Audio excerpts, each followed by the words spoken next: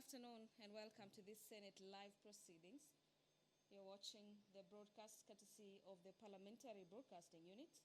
This is in collaboration with the Kenya Broadcasting Corporation. My name is Gladys Mungai. Look at the order of business lined up for this afternoon sitting. You remember you can watch this broadcast on YouTube at Senate TV as well as on PBU and KBC Channel 1. Among the bills lined up for debate this afternoon is the Geologist Bill, Senate Bill number 17 of 2020 by the Chairperson Standing Committee on Land, Environment and Natural Resources. The bill seeks to provide for the training, registration and licensing of geologists, the regulations as well as development of the practice of geologists for the concept connected purposes.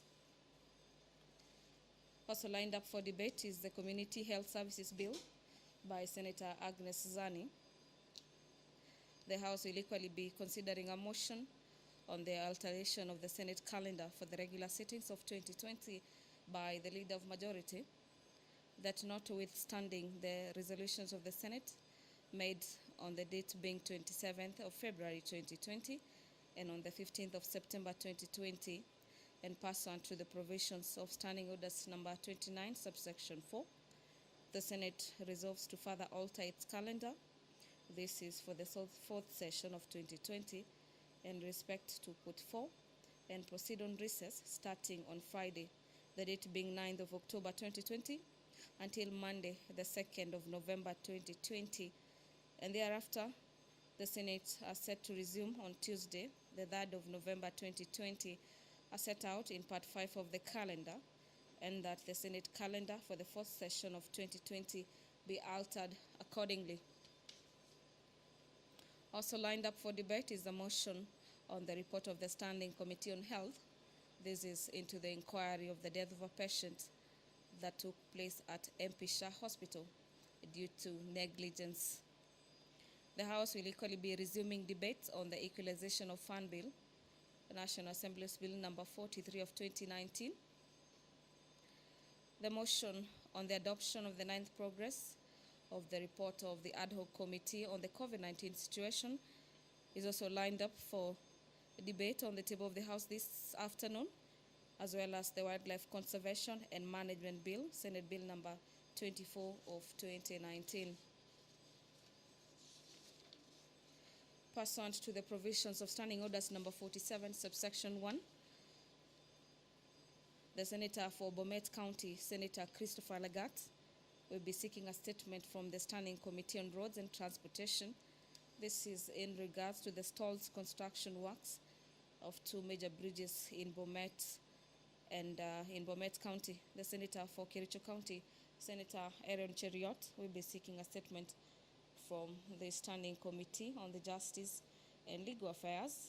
This is on human rights regarding the human rights violations in Kenya. The Senator for Mombasa County, Senator Mohamed Faki, will be seeking a statement from the Standing Committee on Transport on the status of the transport affairs along the Mombasa-Dongo Kundu Road. The Senator for Nandi County, Senator Samson Cherargei, will be seeking a statement. This is from the Standing Committee on Education in regards to the state of affairs at the technical and vocational trainings across the countries, and also the issues affecting trainers employed by respective boards of governors in the said institution. Pursuant to Standing Orders number 51, subsection 1B, the Chairperson, Standing Committee on Health, will be making a statement relating to the activities of the committee. The Chairperson, Standing Committee on Information, as well as Matters Technology, will be making a statement relating to the activities of the committee. This is also supposed to happen with the Chairperson, Standing Committee on Justice and Legal Affairs, a statement relating to the activities of the committee. On your screen is the Speaker of the Senate, Honorable Ken Lusaka. He's making his way into the chamber, signaling that the business of the House is about to begin. I'll now hand you over for the live broadcast. My name is Gladys Mungai. Enjoy your viewing. Good afternoon. Let us pray. Almighty God, we beseech you to behold with your abundant favor and blessings as your servants whom you have been pleased to call to leadership positions in this republic. We seek guidance to treat and consider all matters that shall come under our deliberation in so just and faithful a manner as to advance the peace, prosperity, and welfare of our country, whose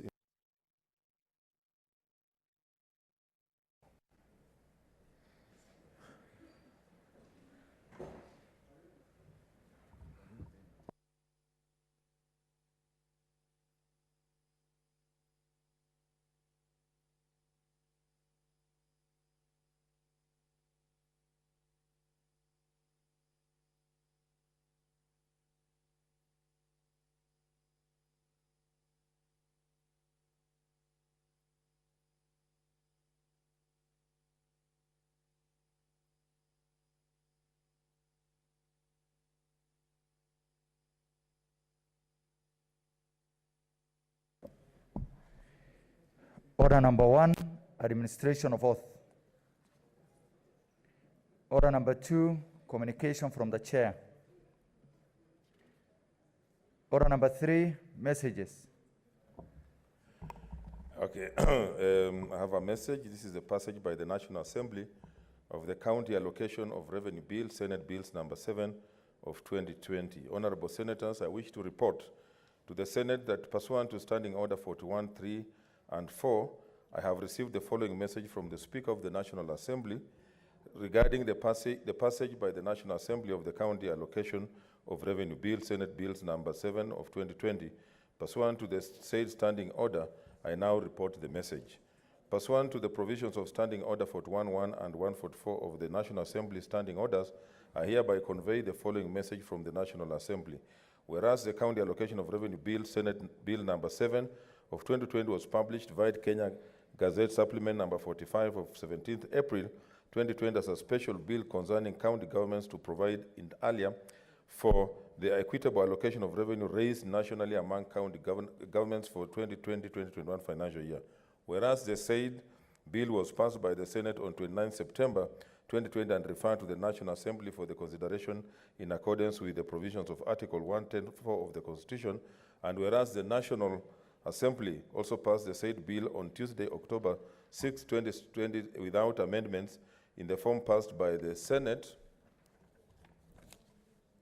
Now, therefore, in accordance with the provisions of Article 110 of the Constitution and Standing Orders 41.1 and 144 of the National Assembly Standing Orders, I hereby convey the said decision of the National Assembly to the Senate. Honorable Senators, Article 110(5) of the Constitution states as follows, that if both houses pass the bill in the same form, the Speaker of the House in which the bill originated shall, within 7 days, refer the bill to the President for assent. Further, Standing Order 163.1 states as follows, when a bill originating in the Senate is passed by the National Assembly without amendments, the Speaker shall certify and refer the bill to the President for assent within 7 days of its passage by the National Assembly. In the circumstances, I wish to inform the House that I am in the process of transmitting the bill to His Excellency the President for assent. I thank you.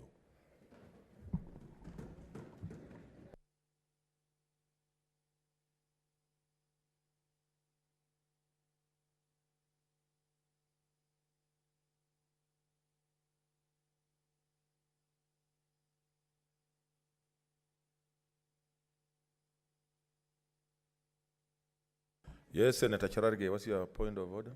No, Mr. Speaker, I thought after you had read that message, maybe I could just make a quick comment. Mr. Speaker, I want to thank the National Assembly for expeditiously passing the County Allocation Revenue Act.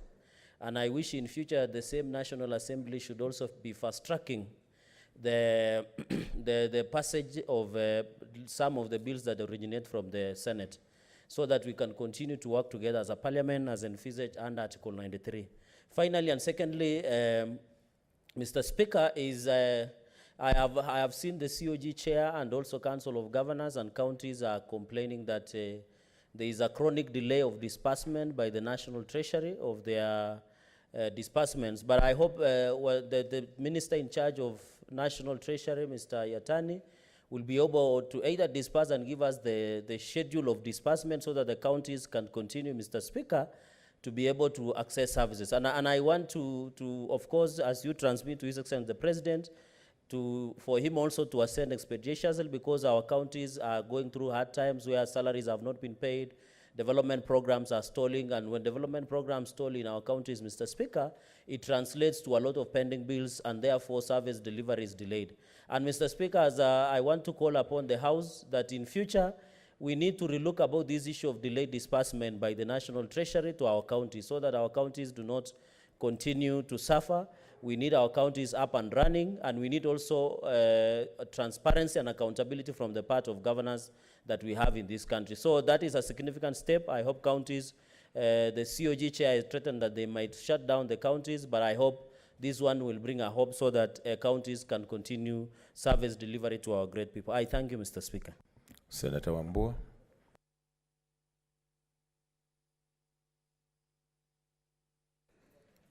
Thank you, Mr. Speaker. Indeed, that's a very timely communication, and the speed at with which the National Assembly has passed the CARA has passed by the Senate is commendable. And we are hoping that within the next 7 years, actually much less time, the President will find time and reason to assent to the bill. But having said that, Mr. Speaker, and following on what Senator Cherargei has just commented on, the Speaker, it is true that CARA is probably one of the most important bills that will be passed by this House, the matter of sharing of revenue among counties. Speaker, what baffles me is that there are counties that are able to continue paying salaries to their staff without delays, irrespective of whether CARA has passed or has not passed. But the other counties, the Speaker, that a slight delay in the passage of CARA or even a slight delay in disbursement occasions long delays in payment of salaries. The Speaker, it must be incumbent upon governors to come up with innovative ways of ensuring that at the very least, the payments of salaries to staff is not affected by technical delays in passage of either CARA or disbursements from the Treasury. And I have had conversations, Mr. Speaker, with some governors who have gone out of their way to have deals with commercial banks where counties deposit their monies. And they have even established standing orders with those commercial banks that at the clock of 26th of every month, all salaries are processed, whether there is money in their accounts or there is no money in their accounts. The Speaker, our governors need to be innovative.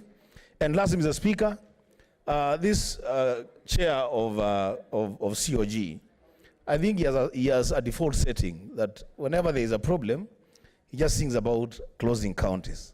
He must think beyond that. And he has even no capacity to close any county. I thank you, Mr. Speaker. Senator Cheriot.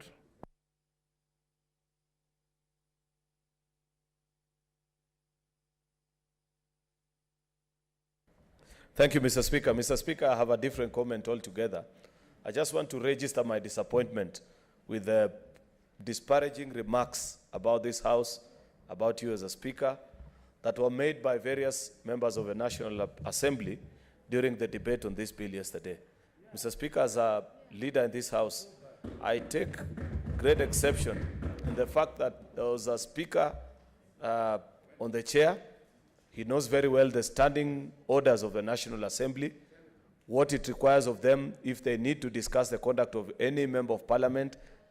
Least of all, Mr. Speaker, is the fact that he allowed even certain members to make very unsavory remarks about you, Mr. Speaker, without intervening, without asking them to withdraw. I would wish to send you, Mr. Speaker, because I know you occasionally consult with the Speaker of the National Assembly, Honorable J.B. Muturi. Please register our disappointment collectively as a House. We are not short of insults and not very good superlatives that we can use on that House. But because we are honorable people, Mr. Speaker, we keep our discussions to levels of decency and ensuring that at every time when we debate issues, though we may hold contrary views to those of many of the members of the National Assembly, we are always decent people and we keep our conversation to be within the confines of law, Mr. Speaker.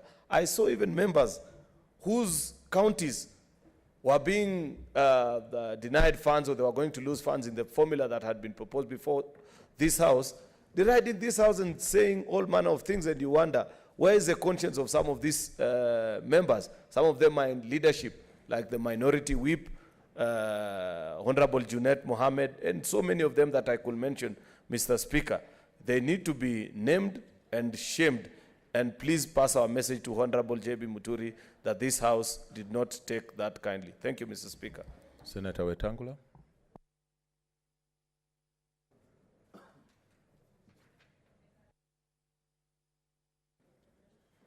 Thank you, Mr. Speaker. Mr. Speaker, I also want to register my appreciation to the message that you have delivered, that now Kara is passed. I believe the President will expeditiously assent to the bill so that it becomes an act to effect orderly management of resources between the two governments. But, Mr. Speaker, as we do so, I want to take the opportunity to say two things. Number one, that COG should understand and appreciate that it is not a trade union.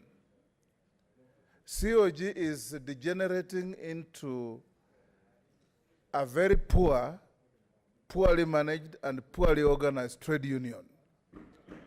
If you look at the setup of COG, it is a coming together of governors who then can engage the national government in an orderly, legal, constitutional manner.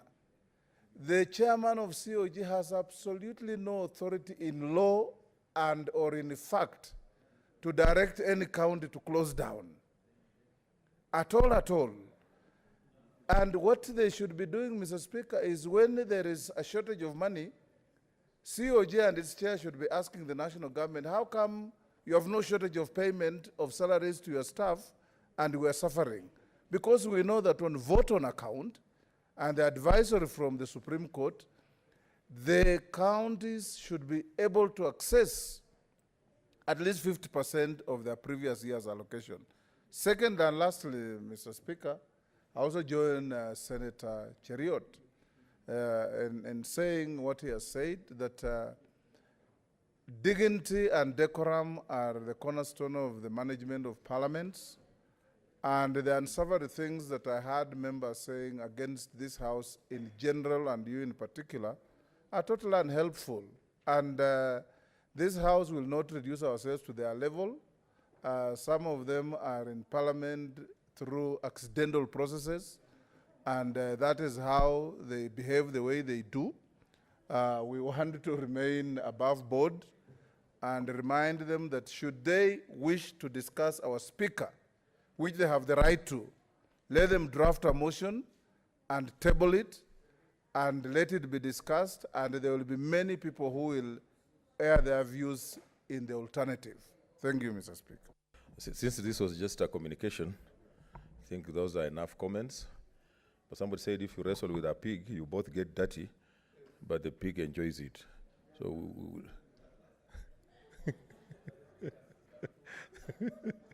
But I just also wanted to assure the House that we're working around the clock to ensure that we get an appointment for the President to assent to the bill tomorrow, as early as tomorrow. So we are, so that we can look at. Next order. Order number 4, petitions. Order number 5, papers. Leader. Is it? Chair is ICT.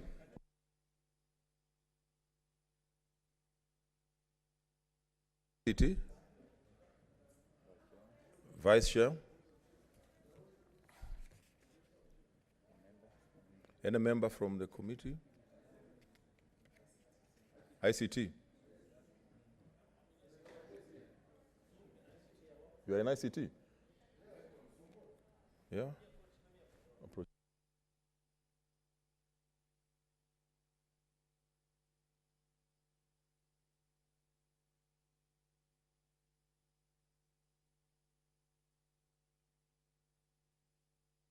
She's the Vice Chair ICT. Shiro.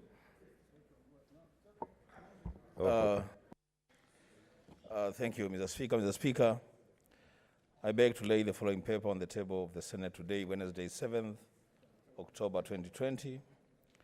Report of the Senate Standing Committee on Information and Technology on the consideration of the National Assembly amendments to the County Outdoor Advertising Control Bill, Senate Bill number 19 of 2018. I thank you, Mr. Speaker.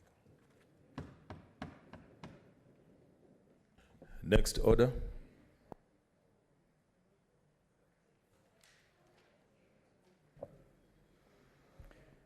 Order number 6, notices of motion. Order number 7, statements.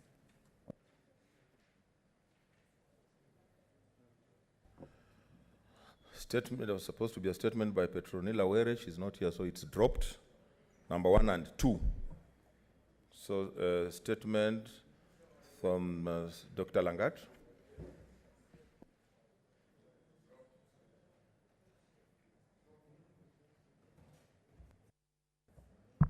Okay, thank you, Mr. Speaker, sir. I rise in person to the Standing Orders 48-1 to seek a statement from the Standing Committee on Roads and Transport regarding the stalled construction works on 2 major bridges in Bomet County. In the statement, committee should, 1, explain why the construction works at 88th of Mengichik and Tarkambay bridges in Mpomos Ward, Bomet County respectively, have stalled since 2013. Number 2, the committee also should provide an audit report of the projects and state why the projects were abandoned.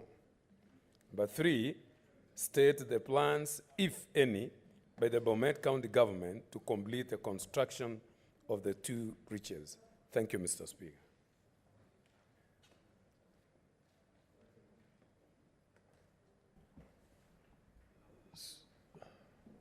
Senator Nderitu, you want to comment on the statement? Asante Bwana Spika kunipa fursa hii. Nataka kuchangia ripoti ambayo imeletwa na seneta wa Bomet kusema ya kwamba inaonekana kana kwamba kumeanzishwa miradi mingi katika nchi yetu ya Kenya ambayo haimalizwi, inaanzishwa alafu inawachwa katikati, inakuwa ni kama hakukuwa na haja yoyote ya huo mradi. Si barabara peke yake, daraja. Ukitembelea Bwana Spika hata Laikipia unapata barabara ya kutoka Narumoru kupitia mahali kunaitwa Kihato ukielekea mahali kunaitwa Makutano. Barabara Bwana Spika imekuwa kwa muda mrefu iko pale, haiendeshwi, hakuna jambo lote linafanyika. Na ilhali ukiuliza unapata yule ambaye amepewa ile kandarasi, yeye mwenyewe amelipwa na hakuna kazi yote. Wengine wanafanya kazi kiholela Bwana Spika. Kwa hivyo ni vizuri kamati itakayopewa hilo jukumu iangalie kwa mapana na marefu na ilete waziri aitwe hapa ndio aweze kutuelezea, hasa waziri wa barabara, kwa sababu mambo ya barabara na daraja zimekuwa ni kizungumkuti. Kila wakati ukiuliza unaambiwa ndio barabara nyingine ilikuwa ikianzishwa, alafu tayari baada ya mvua kunyesha ikabebwa na mafuriko ya maji. Bwana Spika, barabara hata na mabawa si mkate ya kuwa mtu atakula alafu aweke karatasi kwa mfuko. Inapaswa haya maneno yaangaliwe vizuri, na kusema kama ni barabara inajulikana muda ambao inapaswa kuchukua. Si barabara inaambiwa inatengenezwa ama hata mabawa ya maji yanasema yanatengenezwa, lakini baada ya kulipwa wale makandarasi wanaondoka. Asante Bwana Spika. A statement from Senator Kericho County.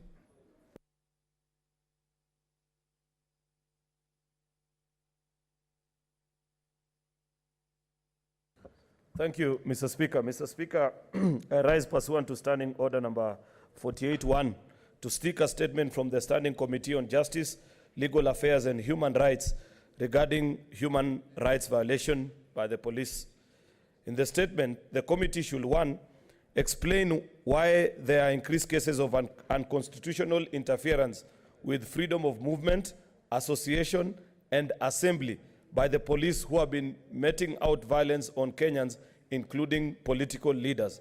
Number 2, state why the police are continuously disrupting public functions every weekend instead of providing security at the said functions. 3, explain what measures the relevant authorities are taking to prevent a breakdown of the rule of law and protection of human rights of citizens in the run-up to the 2022 general election. Lastly, Mr. Speaker, state the policy and mitigative measures, if any, put in place by Kenya National Human Rights Commission on Human Rights, National Police Service Commission, and the Independent Police Oversight Authority to curb this trend of abuse of human rights and general interference with the rights of citizens. Mr. Speaker, this is an extremely important issue that affects almost all our colleagues in this House who, for one reason or the other, have fallen victims to the use of police to settle political scores lately. It will be important that this committee deals with this matter expeditiously, because we are seeing increased case of violence by use of the police almost every weekend. Thank you, Mr. Speaker. Senator Linturi.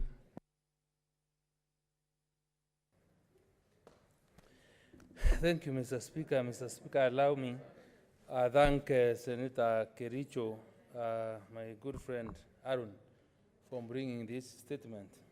And Mr. Speaker, I think for those that have forgotten history, I think it's important for me to take this opportunity to remind Kenyans and those that were in Parliament, the National Assembly, in the 10th Parliament. I think it's only Moses Wetangula and Haniri.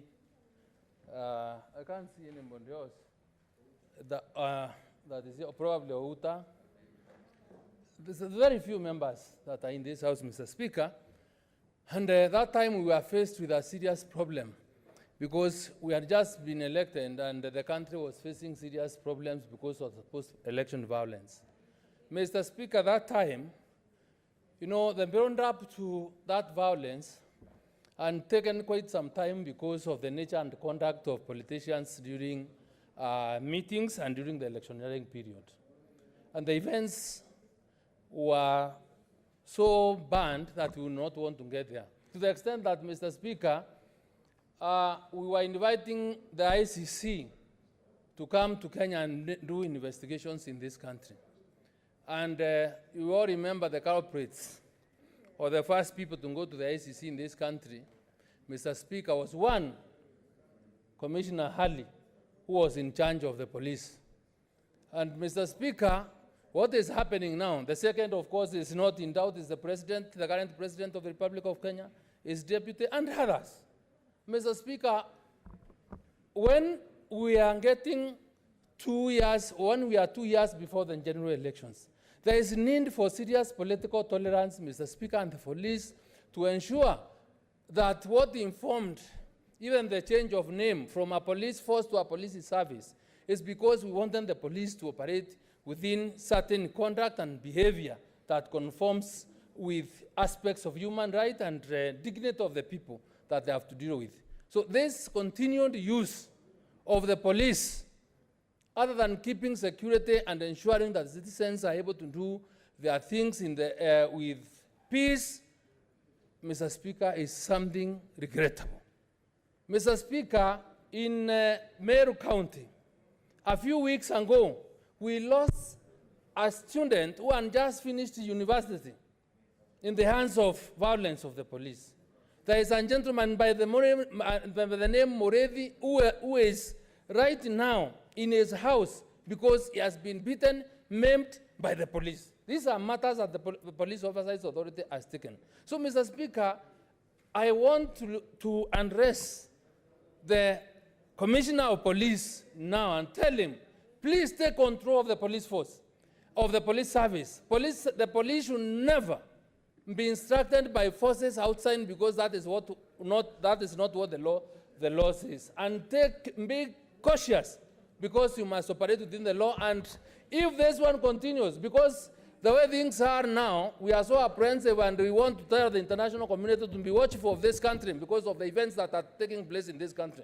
Because we didn't want to get back to where we were in the year 2007, 2008. It was not easy to change the constitution to allow to share power in this country, and we must allow the Kenyan people to decide whether they want to elect as their president, because we cannot allow a situation whereby there are those people you call deep state, there are those people you call system, nonsense and silly of such situations. Mr. Speaker, thank you. I hope the Justice Committee is able to bring this forth. And I would have loved a situation whereby even the Committee on Justice, on National Security comes in to assist and to share those experiences, because there are so many other things that are happening, Mr. Speaker. So thank you, Mr. Speaker, for this opportunity. But this country belongs to all of us. We all deserve the protection of the police, because we are taxpayers in this country, and the police should never, never be used by those people that think this country belongs to all of them, or we are in this country out of the invitation of anybody. You know, these statements are under Standing Order 48(1). So those who are, it's to a committee, try to ask what they should investigate, what other information they should get. Don't make personal statements, comments. Senator Mtula Kilozo Jr. Sakaja, what's your, okay, Senator Mtula Jr.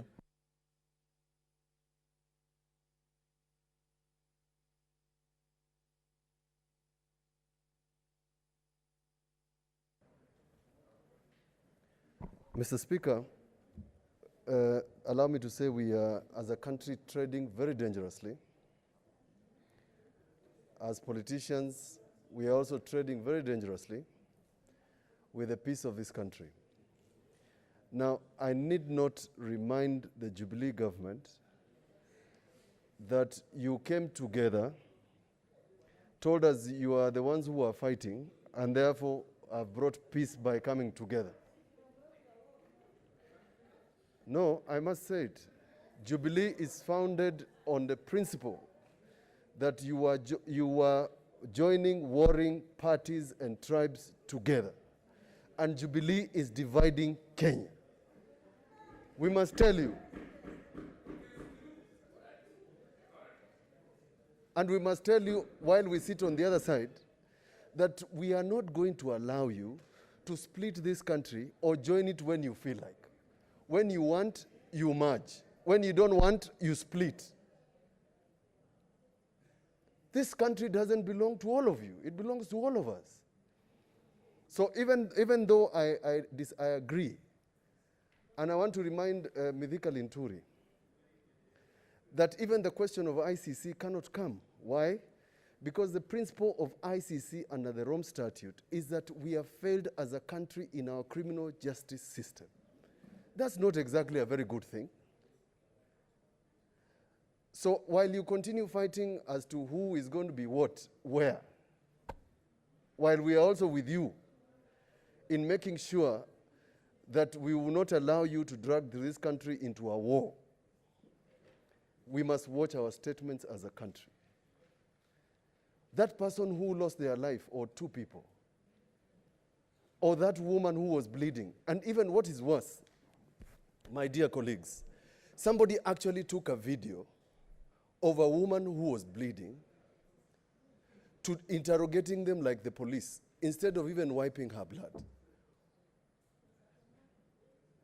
What do you mean it was a tomato? That was blood. Now, instead of giving her first aid, that woman was interrogated and ashamed.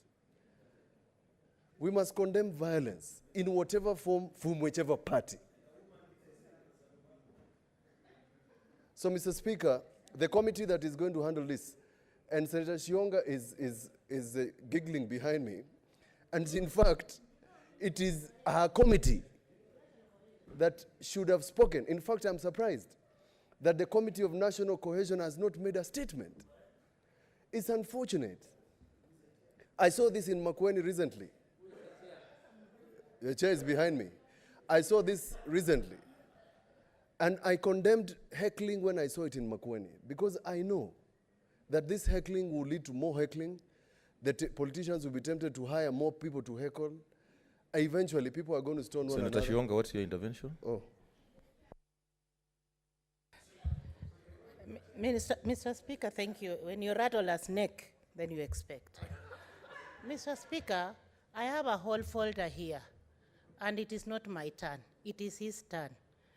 I don't think if it was wise for him to mention Senator Shionga, who has not spoken, but I'm coming up with statements and all that I have done for that committee with my committee member. So let us just keep quiet and continue. Yeah, what is... Okay. Senator Shionga, what is out of order? He is out of order because, Mr. Speaker, when he talks, when he starts preempting what he has not heard from me, then he's out of order. He's out of order completely. Okay, Senator Shionga, you're out of order yourself. Take your seat. Senator Mutula, conclude. You know, by the way, Senator Shionga sometimes makes our point of order looks like mathematical formulas. You know, why A is equals to B, those things of Senator Sakaja. But, Mr. Speaker, all of us must condemn violence. Somewhere in Nakuru, Rongai, as you drive in, you will see blue mabati houses built with mud. Those are post-election violence families that were relocated to Rongai as a result of the post-election violence. We lost neighbors who I know. So it must send chills to all of you, irrespective of who we want to support for presidency, that it is not good. It can never be godly for people to die because we want positions of power. It will never be. And the blood of those people is on our hands. And if you do this to other families, somebody is going to do this to you. If you think, and I'm speaking to some of you who are seated here, go with your families and your children to political rallies. Carry them and put them at the front. As people are throwing stones, put them in your car. So that when they are tear gas, your family is inside there. If you're not going to do that, then don't allow families of people who have come to your rallies to be injured while you're there. I know what you said, Irungu Kangata. It's shameful. You should condemn. Wiper wants to open an office in Kenol. I hope you're going to be a little more kind to other political parties that are in this country when they are coming to your jurisdiction. Thank you. Senator Bogisho.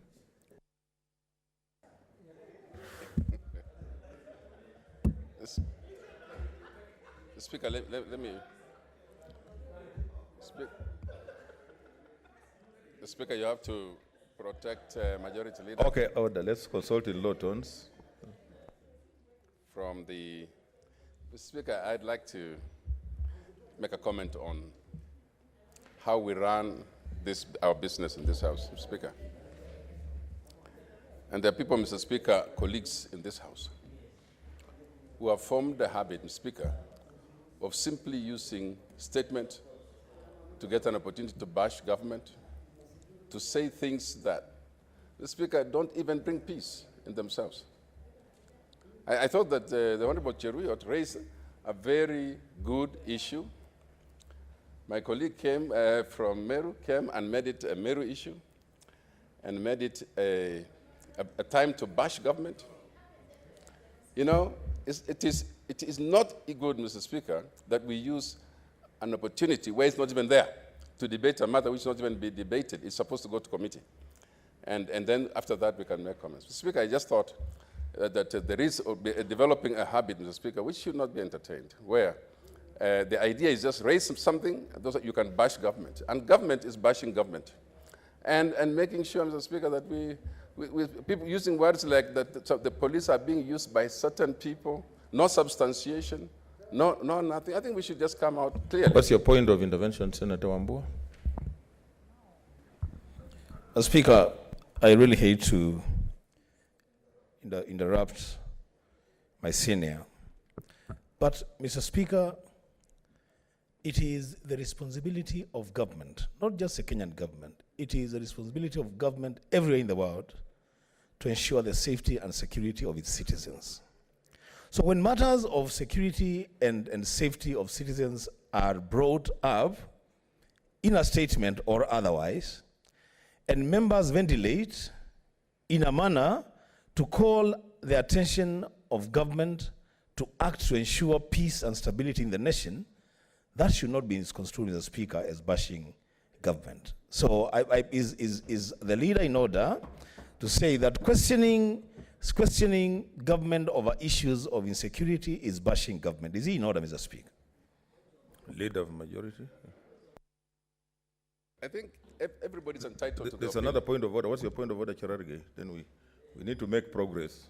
Mr. Speaker, I've had, if I had it right, and I don't know whether members had it, the majority leader has stated that Senator Mutula Kilonzo Jr. is bashing the same government and is part of government. I thought under our standing orders, No,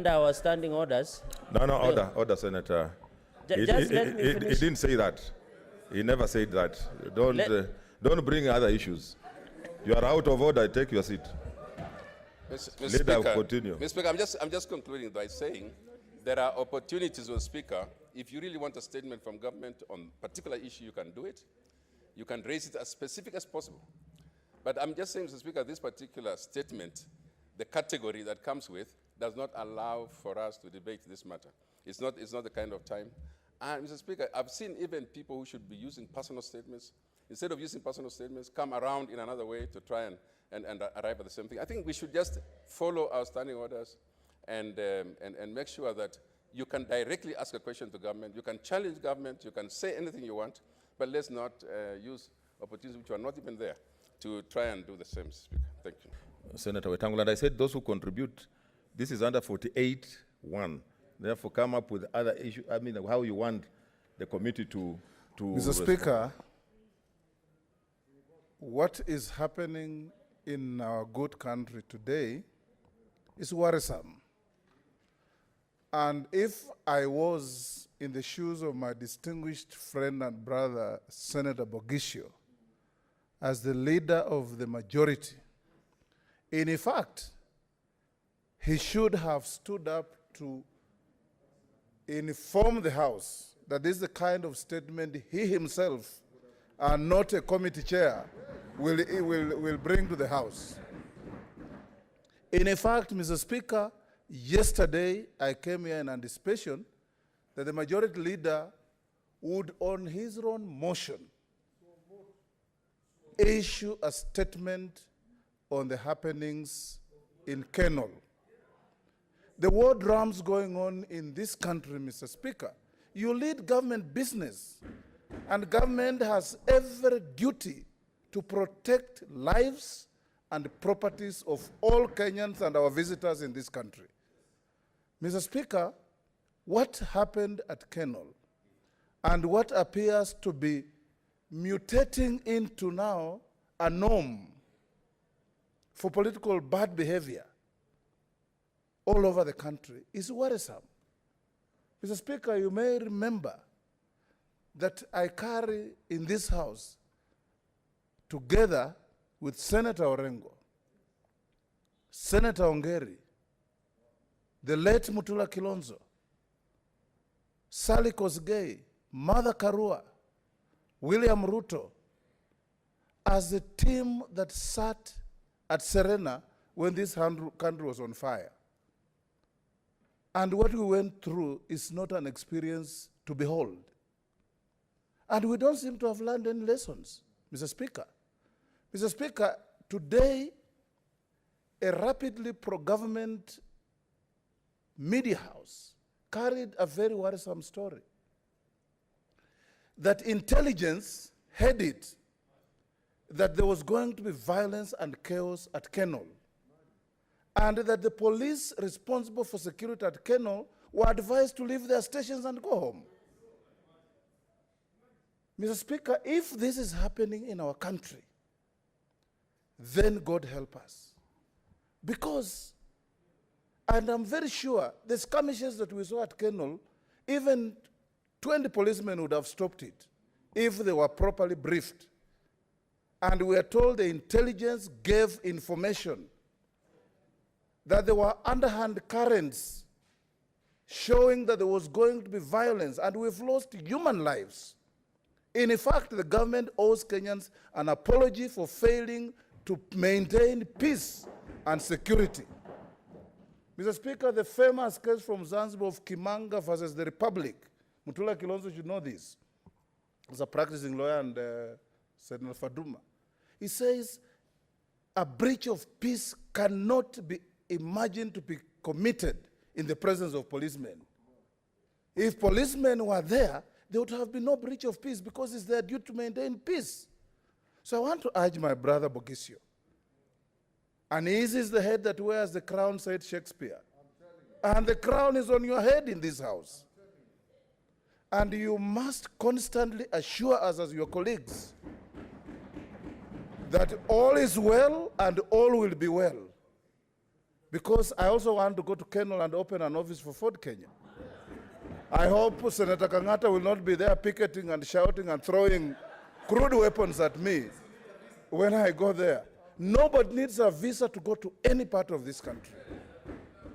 And everybody is welcome to go anywhere and everywhere to propagate correct political messages to hold our country together. Thank you, Mr. Speaker. Senator Dulo. Senator Dulo.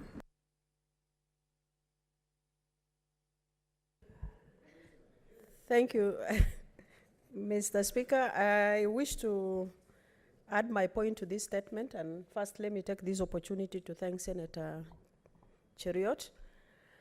Mr. Speaker, it's right to protect Kenyans' right. Number two is the responsibility of the police to protect the right of the citizens. But it is really wrong for us to stand here every now and then blaming police. Why I'm saying this? We are also to be blamed as politicians. Because if you are told this place is insecure, you should stop going there because it's not a matter of life and death. Mr. Speaker, where we are heading as a country, we should not actually blame government only. We should blame ourselves as politicians, as leaders of this country, because we all have right to protect and bring peace to our country. Mr. Speaker, what I really wanted to advise the committee, which is, I believe, is going to be security. Where we are heading is a dangerous zone. We should come up with the legislation. All those politicians who are going to be involved in violence should be stopped and blocked from contesting come 2022. I thank you. Senator Kangata. Then I see a lot of videos, but we have to make progress. There are other statements. Mr. Speaker, let me take this opportunity to condemn the violence that occurred in Keno in Murang'a County last Sunday. Let me also take this opportunity, Mr. Speaker, to state that Kenya is a free and democratic country, and every person is entitled to go to any place and also give his opinion, canvass for votes, and therefore any attempts to curtail any Kenyan by going to any place, to me, is wrong and illegal.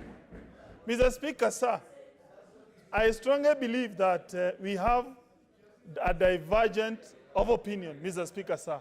And therefore, if we were to stop people from coming to Murang'a, on what basis will I then have the moral duty or even the enablement to go to Nandi or Kisumu or Mombasa and seek votes? And therefore, even if I disagree with you, I will allow each and every person to come to Murang'a. Murang'a is an open place. Mr. Speaker, order, senators. Allow me do you want to be informed by Senator Langat? No, I'm not. I don't want to be informed. He says he doesn't need to be informed. Yeah, order, Senator Langat. Informed. Order, Senator Langat. Yeah. He doesn't want to be informed. Yeah. He doesn't want to be informed. He says he has enough information. Mr. Speaker, sir. Mr. Speaker, sir. It is now on record, and I'm very happy that no one blamed Kangata for that violence because everyone knows Kangata is a peaceful man. Mr. Speaker, sir. Mr. Speaker, sir. However, Mr. Speaker, sir, however, there is no evidence at all that the chaos that happened in Keno was planned by government. It was planned by people who do not care about the poor person, people who don't respect the right to life. But I want to vote for the government of His Excellency Uhuru Kenyatta. It was not involved at all in the planning of that chaos. We welcome each and every person to come to Murang'a, come and pursue your case in Murang'a County. We are a peaceful person. Indeed, all those persons who are fighting, none of them came from Murang'a. You can see even the injured, they did not come from Murang'a. They were ferried from Nairobi, others from Kiambu County in Thika Town, and therefore I want to vote for the people of Murang'a County. We are a peace-loving citizens of this republic. Mr. Speaker, sir, I'm going to finalize this point by saying that I urge police to conduct impartial investigations. And finally, Mr. Speaker, sir, if you use violence to curtail your opponent, that does not assist you. In fact, the opposite happens. The opposite happened. The other person, political star, will start rising up. So if from where I sit, and I'm going to give you an example, Mr. Speaker, sir. In the year 2007, there is one politician in Murang'a County who was almost winning until the day he planned chaos against his opponent. Then, when the opponent was injured, he was wise. He decided now to make it a major case, and indeed, political sympathy assisted that other person, and he won. So my point is, please, those of us who support a certain direction in the current political formation, please, we must ensure we don't give sympathy votes to those who we don't associate with it politically. And therefore, please, we be peaceful. Thank you. Okay, since we have heard from the senator where the scene of crime was, I want to call for the next statement, Senator Faki, Mohammed Faki. Senator Faki is not here. What's your intervention, Senator Sakaja? Senator Cherargei, why are you standing up? You are not Faki.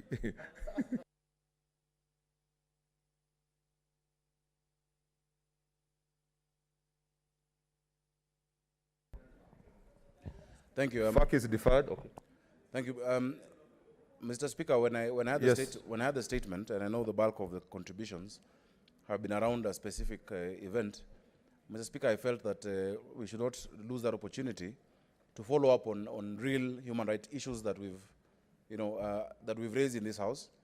Mr. Speaker, I would like to ask the committee, as it looks at this issue, we had brought a matter of killings in Nairobi, of extrajudicial killings. I know we had started it when Senator Cherargei was chairman of Justice.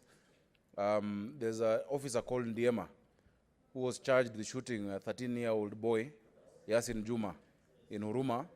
Mr. Speaker, that case, I think the Justice Committee will do us justice if they can update us, not just on Mr. Ndiema, but because together with the Amnesty International, we gave a whole list of officers who've been accused in Nairobi, in Kamkunji constituency, in Mbakasi North constituency, in Kayole. Senator Sakaja, they can also give us an update. Senator Sakaja, we have already moved on. So you are discussing, you are using an opportunity, a shortcut to say something. No, I'm not.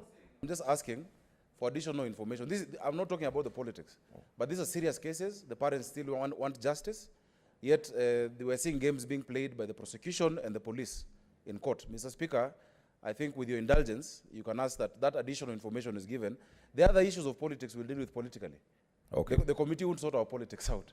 But on this one, we need responses on those specific cases that we'll list, and I will speak to the chair for further. Okay. Thank you, Mr. Speaker. Okay. Senator Ali, what observation? Mr. Speaker, sir, I also want to, I've raised here an issue last week, the other week, regarding the abduction a young man from South Sea. Up to now, I have no answer. I have no communication. If this government does not want to give us any information, Chair, let us security. be told. Maybe that's not about the government, first of all. Yeah, why? It's the chair. It's about the government because the chairman The has chair said, security. the chairman has said he cannot get involved with that. And he told you as the speaker to deal with it, sir. And you called the CS and he has refused to appear. Okay, maybe we'll discuss out of chamber. The next statement is Senator Cherarge. You just read, then we will. You have two statements, read them at the same time. No comment so that we are able to move. Those are the ones under 48-1. Huh? Yes, thank you, Mr. Speaker. I don't know how it is ordered in the order paper, but I'll just read. Regarding request TVET, request for statement regarding the state of affairs of technical and vocational education and training institutions, TVET, and the welfare of BOG employed trainers in the institutions. Mr. Speaker, can you protect me from the majority whip? I don't know why he's becoming reckless. Mr. Speaker, sir, can you protect me from the Order, senators. majority whip? Let's consult in low tones. Mr. Speaker, I think the majority whip, you need to take punitive measures against him. He's loitering around. Majority Mr. Speaker, whip. sir, I rise past one Continue. to Standing Order 48-1 to seek a statement from the Standing Committee on Education on the state of affairs of technical and vocational education and training institutions across the country and issues affecting trainers employed by respective board of governors in the institutions. In the statement, the committee should, 1, state the measures that have been put in place, if at all, to cushion the trainers across the country, particularly during this time of the COVID-19 pandemic, considering that they have not been paid salaries for the duration of the pandemic. Number 2, state the reasons why TVET institutions are not currently employing business trainers, and yet they are provided equally required services as technical trainers. Number 3, elaborate the measures that will be put in place to address the current deficit of trainers due to high enrollment in TVET institutions. Number 4, Mr. Speaker, sir, state the measures instituted to adhere to established recruitment guidelines to ensure that there is a transparency and fairness in recruitment processes of trainers in all TVET institutions. And finally, Mr. Speaker, sir, state the measures in place, if any, to ensure that there exists a uniform framework and terms of service for all TVET trainers across the country. Mr. Speaker, since you had given me the indulgence, I move to the second statement, the request for statement on the non-payment of teachers serving under school boards of management in Nandi County. Mr. Speaker, sir, I rise past one to Standing Order 48-1 to seek a statement from the Standing Committee on Education regarding the non-payment of teachers serving under school boards of management in Nandi County. In the statement, the committee should, 1, state why teachers serving under boards of management in schools in Nandi County have not yet been paid their salaries since March, despite several promises by the Ministry of Education. Secondly, Mr. Speaker, sir, state the accurate position of the Ministry of Education concerning the availability of funds to pay the Board of Management teachers. And finally, Mr. Speaker, sir, explain why the ministry has failed to cushion the Board of Management teachers during this period of COVID-19 pandemic, despite the great work they have been doing in our schools. I thank you, Mr. Speaker, sir. Okay, order members, I want, for the convenience of the House, I want to rearrange the order paper before we come back to the statements, and therefore I will direct that we go to order number 9. Order number 9, the Community Health Services Bill, Senate Bills number 5 of 2020, second reading division.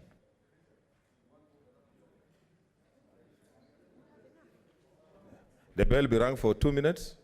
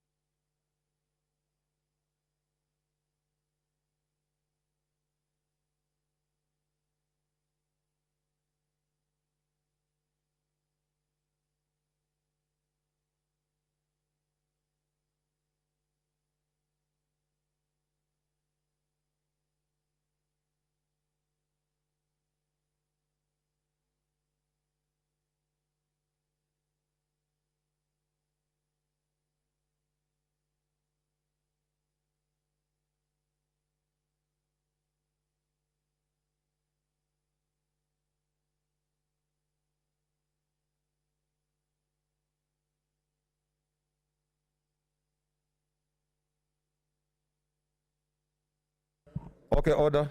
Take your seats. Senators, take your seats.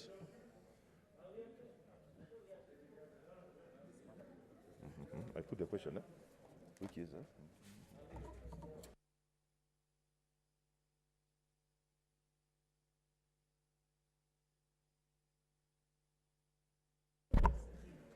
Okay, order. Senators, take your seats.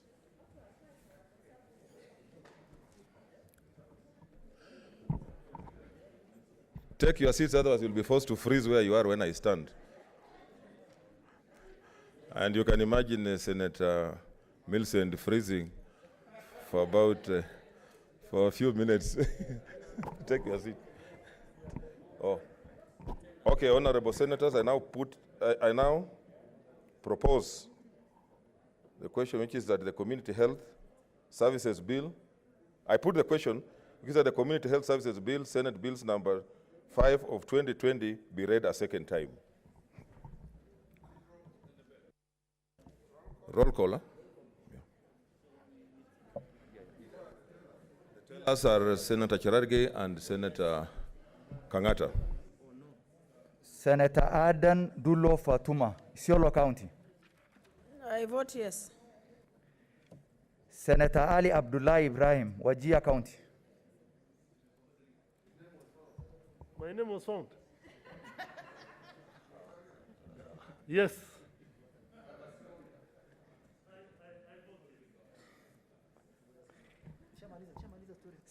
Senator Boy Isa Juma, Kwale County. I vote yes. Senator Cherargei Samson Kiprotich, Nandi County. I vote yes. Senator Shonga, take your seat. You can't get out when the voting is on. Senator Cheriot Aaron, Kericho County.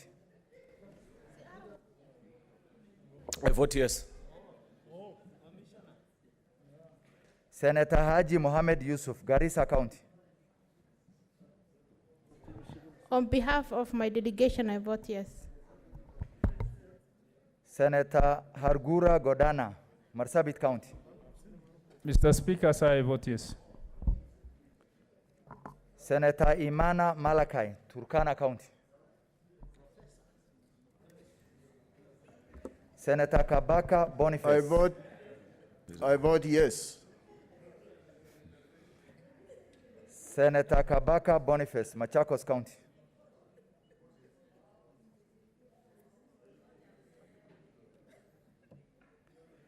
Senator Kajwang Moses, Homa Bay County.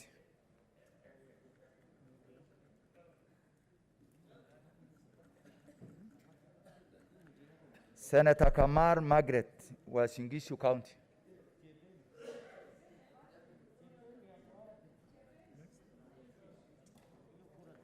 Senator Kangata Irungu, Muranga County. Yes.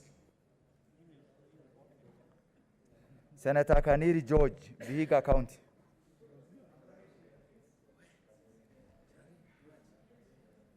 Mr. Speaker, I vote yes. Senator Kibiru Charles, Kirinyaga County. Senator Kihika Susan, Nakuru County. I vote yes. Senator Kimani Wamatangi, Kiambu County. Senator Kindiki Kidure, Tharaka-Nithi County. Senator Kirinyaga Ephraim, Nyeri County. Senator Langat Christopher, Bomet County. I vote yes. Information now. Senator Lelegwe Tumbesi, Samburu County. Now it's inform me now. I vote yes. Senator Linturi Franklin, Meru County. Oh, sorry. I vote yes. Senator Loitip Anwar, Lamu County.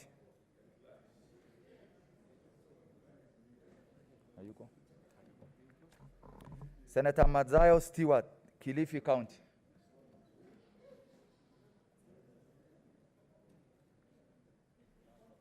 Gona. Hana right, eh?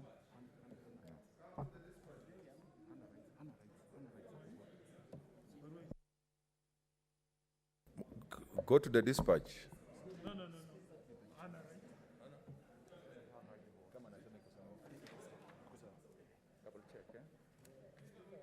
Double check. Senator Mahmoud Mohammed, Mandera County. I vote yes. Senator Malala Cleophas, Kakamega County. Senator Mbito Michael Malinga, Trans Nzoia County. I vote yes. Senator Mbogo George Ayako, Migori County. I vote yes.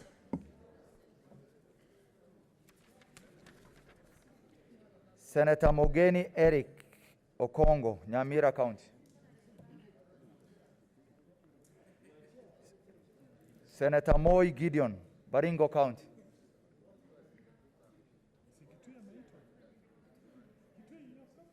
Senator Mpayei Philip Salao, Kajiado County. On behalf of Kajiado delegation, I vote yes. Senator Murkomen Onesimus Kipchumba, Elgeyo Marakwet County. No. Senator Mutula Kilonzo Jr., Makueni County.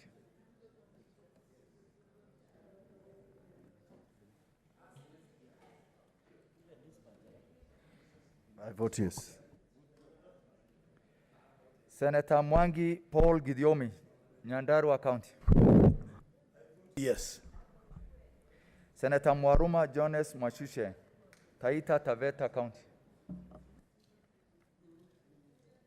Senator Mwinyahaji Mohamed Faki, Mombasa County. Senator Nderitu John Kinywa, Laikipia County. I vote yes. Senator Ndwiga Peter Njeru, Embu County. Senator Olekina Ledama, Narok County. I vote yes. Senator Ongeri Samson, Kisii County. Senator Orengo James, Siaya County. Senator Outa Frederick Otieno, Kisumu County. I vote yes. Senator Pogisho Samuel Losuron, West Pokot County. Let me say it. Mr. Speaker, I vote yes. Senator Sakaja Johnson Adha, Nairobi County. I vote yes. Senator Wako Siswila Amos, Busia County. Senator Wambua Enoch, Kitui County. The Speaker, I vote yes. Senator Wario Golich Juma, Tana River County. Senator Wetangula Moses Masika, Bungoma County. Mr. Speaker, I vote yes.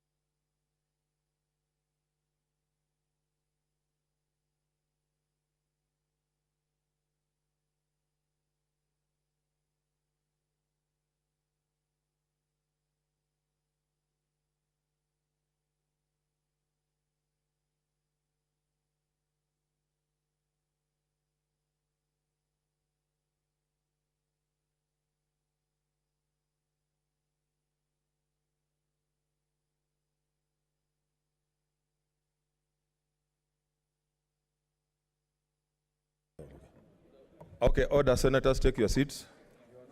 Yeah. Okay. These are the results of the voting. Abstentions 0, nays 0, ayes 27. The ayes have it. A bill for an act of parliament to provide a framework for the delivery of community health services to promote access to primary health care services at the community level and to reduce health disparities between counties, to provide for the training and capacity building of the community health workforce and for connected purposes. Okay, honorable senators, I want to rearrange the order paper again. So we'll do order number 15 and 16, then we'll go back to the other business. Order number 15, Committee of the Whole. The Sectional Properties Bill, National Assembly Bills number 23 of 2019. Order number 16, Committee of the Whole.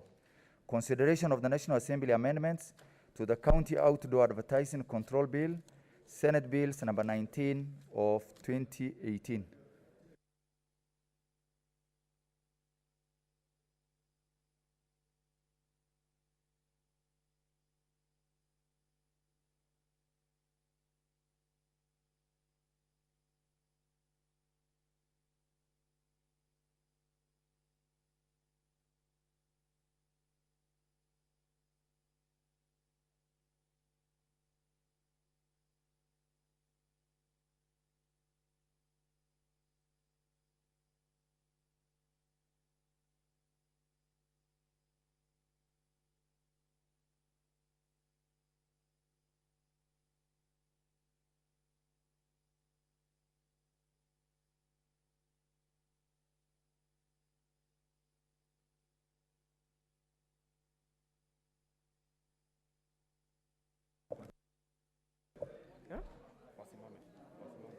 Honorable Senators, order. Order, honorable members. Kindly take your seats.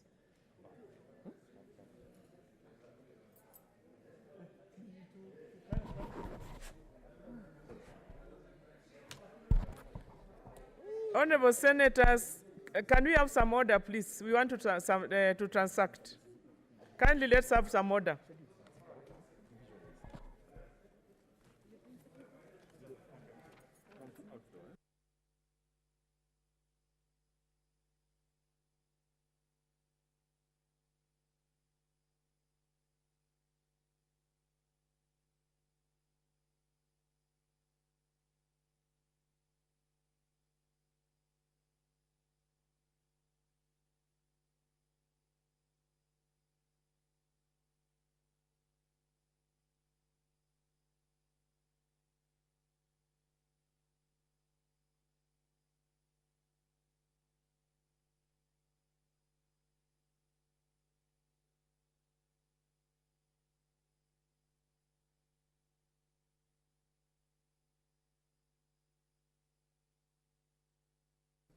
Honorable Senators, we are in the Committee of the Whole, and we are considering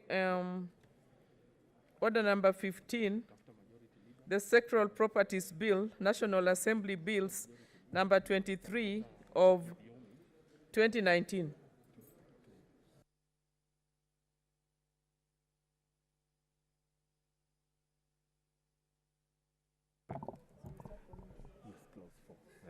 I'll call out. Clauses 4 to 11. I propose the question that clauses 4 to 11 be part of the bill. I put the question that clauses 4 to 11 be part of the bill, division at the end. Clause 12. I propose the question that clause 12 be part of the bill. I propose the question that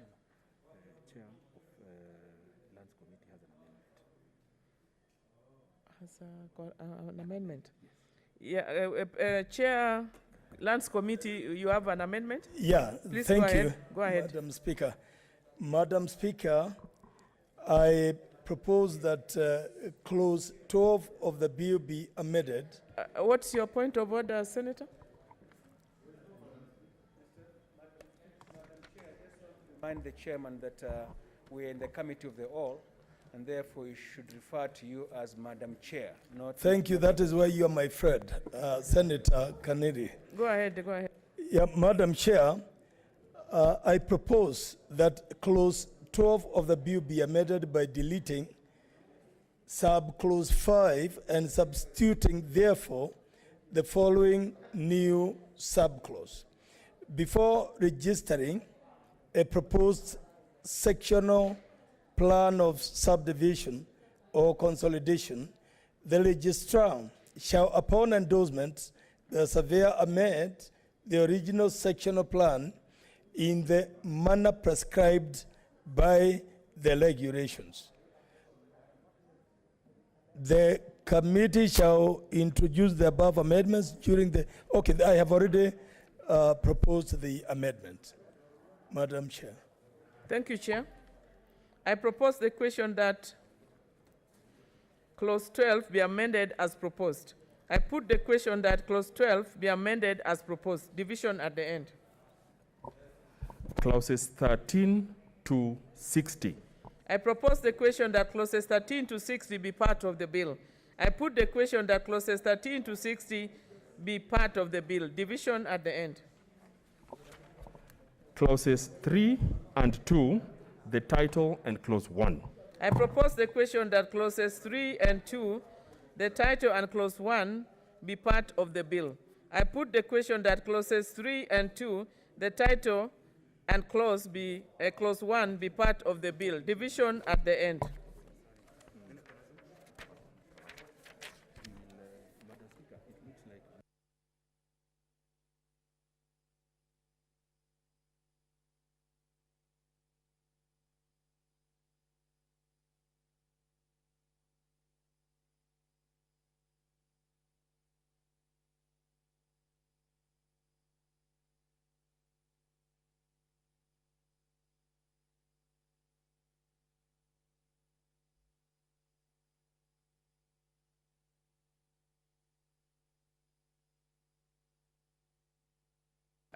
Can we get a confirmation from the whips that we can do a division after this? Fine. If the numbers are not favorable, we will do that next time. We have released people. Okay, fine. Mover, please. The majority leader.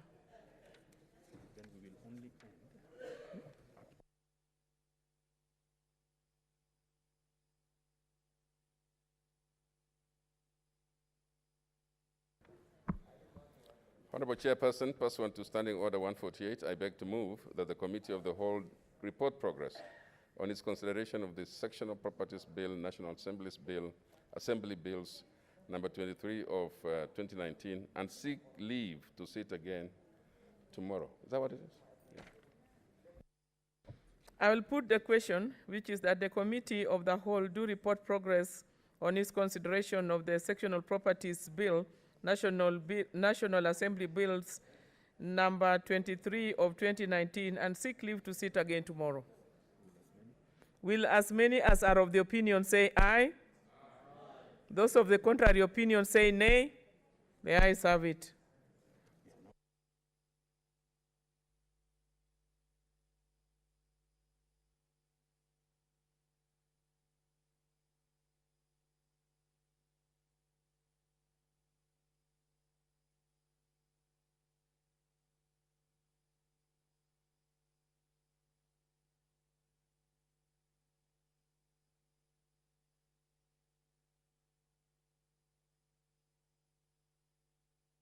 Senators, we are now considering order number 16, the consideration of National Assembly amendments to the County Outdoor Advertising Control Bill, Senate Bills number 19 of 2018. I'll call out. National Assembly amendment to clause 2. I propose the question the National Assembly amendment to clause 2 of the bill be approved. Mover? Where's the mover? Senator Apshiro?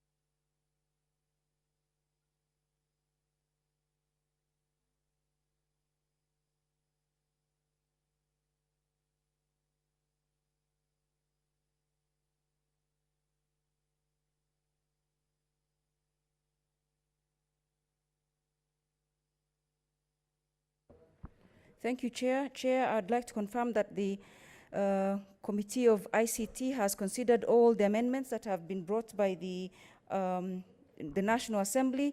At its sitting held on 29th of June, the committee considered the amendments by the National Assembly to the County Outdoor Advertising Control Bill, Senate Bills number 19 of 2018, and noted that the amendments by the National Assembly to the bill did not change the objectives of the legislation and that they are not unconstitutional. The committee made a report to the House recommending that the Senate agrees to the amendments by the National Assembly to the bill and passes the bill pursuant to Article 112(2)(a) of the Constitution and Standing Order 159(3) and 4(a) of the Senate Standing Orders. So, Chairperson, I beg to move that the amendment by the National Assembly to clause 2 of the bill be agreed to. I put the question that the National Assembly amendment to clause 2 of the bill be approved. Division at the end. National Assembly amendment to clause 3. I propose the question that the National Assembly amendment to clause 3 of the bill be approved. Mover? Thank you, Madam Chair. Madam Senator, you don't need to go through the whole thing, just do the last bit of it. Okay. So, Madam Chairperson, I beg to move that the amendment by the National Assembly to the clause 4 of the bill be agreed to. We are on clause 3. Clause okay, 3. Okay. Chairperson, the National Assembly amendment clause 3 of the bill by deleting the expression I appearing in the introductory clause and in paragraph C that has a license from another county immediately after the words, and clause 3 of the bill sets out matters which will not be subject to the application of the Act. The committee is of the view that the deletion of the phrase is a clean-up amendment, so therefore we request that that's agreed to. Paragraph C, V1, is meant to address what is currently happening, where a moving vehicle employed for purpose of advertising is required to pay a fee to every county the vehicle passes through. That the vehicle passes through. This amendment will ensure that fees is paid once and not every county. Therefore, the committee would like that agreed to as well. I put the question that the National Assembly amendment to clause 3 of the bill be approved. Division at the end. National Assembly amendment to clause 4. I propose the question that the National Assembly amendment to clause 4 of the bill be approved. Mover? Madam Chair, I beg to move that the amendment by the National Assembly to clause 4 of the bill be agreed to. That's okay. Madam Chair. That's okay. I put the question that the National Assembly amendment to clause 4 of the bill be approved. Division at the end. National Assembly amendment to clause 10. I propose the question that the National Assembly amendment to clause 10 of the bill be approved. Mover? Madam Chair, I beg to move that the amendment by the National Assembly to clause 10 of the bill be agreed to. I put the question that the National Assembly amendment to clause 10 of the bill be approved. Division at the end. National Assembly amendment to clause 15. I propose the question that the National Assembly amendment to clause 15 of the bill be approved. Mover. Thank you, Madam Chair. Madam Chairperson, I beg to move that the amendment by the National Assembly to clause 15 of the bill be agreed to. I put the question that the National Assembly amendment to clause 15 of the bill be approved. Division at the end. National Assembly amendment to clause 21. I propose the question that National Assembly amendment to clause number 21 of the bill be approved. Mover. Thank you, Madam Chairperson. I beg to move that the amendment by the National Assembly to clause 21 of the bill be agreed to. I put the question that the National Assembly amendment to clause 21 of the bill be approved. Division at the end.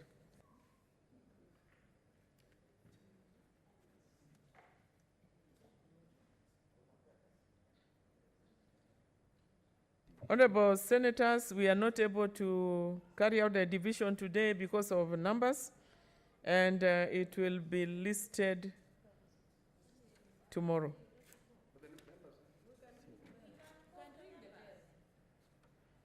Members have been released according to my understanding.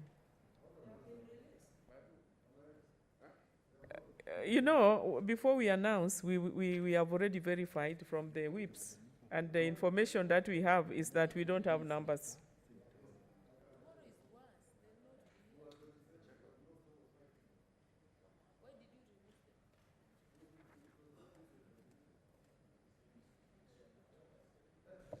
Mover, please, for progress report.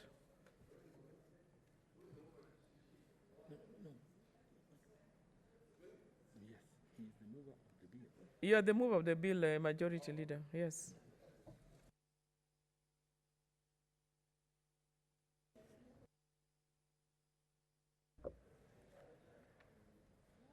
Honorable Chairperson, pursuant to Standing Order number 148, I beg to move that the committee do report progress on its consideration of the National Assembly amendments to the County Outdoor Advertising Control Bill, Senate Bills number 19 of 2018, and seek leave to sit again tomorrow. I put the question which is that the committee do report progress on its consideration of the National Assembly amendments to the County Outdoor Advertising Control Bill, Senate Bills number 19 of 2018, and seek leave to sit again tomorrow. May as many as are of the opinion say aye. Aye. And those of the contrary opinion say nay. The ayes have it.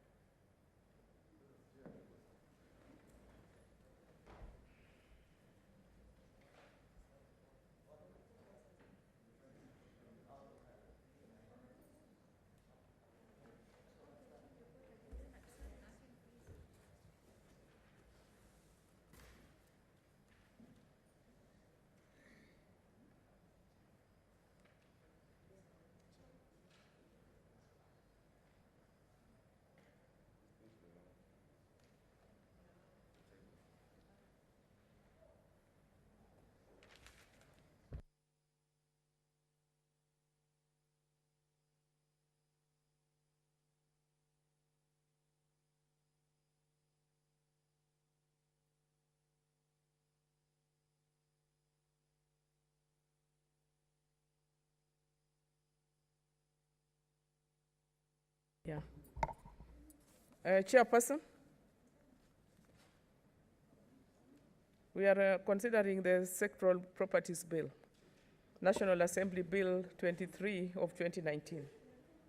Chairperson. Honorable Speaker, I beg to report progress that the Sectional Properties, the Committee of the Whole has considered the Sectional Properties Bill, National Assembly Bill number 23 of 2019, and seeks leave to sit again tomorrow. Mover, the Majority Leader.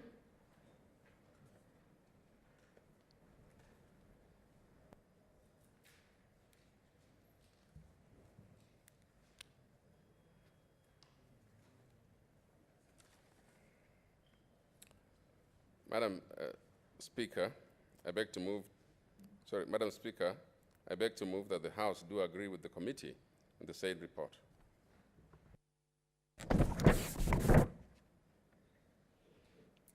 Madam Speaker, I'm giving you time to sit, to take your seat.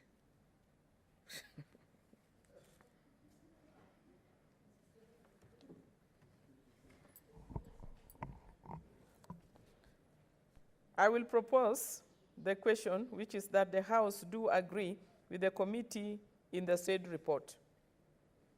I will put the question, which is that the House do agree with the committee in the said report. May as many as are of the opinion say aye. Aye. And those of the contrary opinion say nay. The ayes have it. Next. Chairperson. Madam Speaker, I beg to report progress on the Committee of the Whole. That the Committee of the Whole has considered the National Assembly amendments to the County Outdoor Advertising Control Bill, Senate Bill number 19 of 2018, and seeks leave to sit again tomorrow. Thank you. The mover, Majority Leader.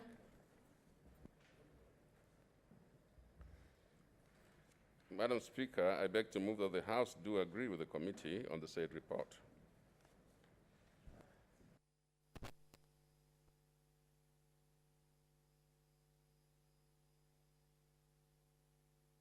Who is seconding the motion?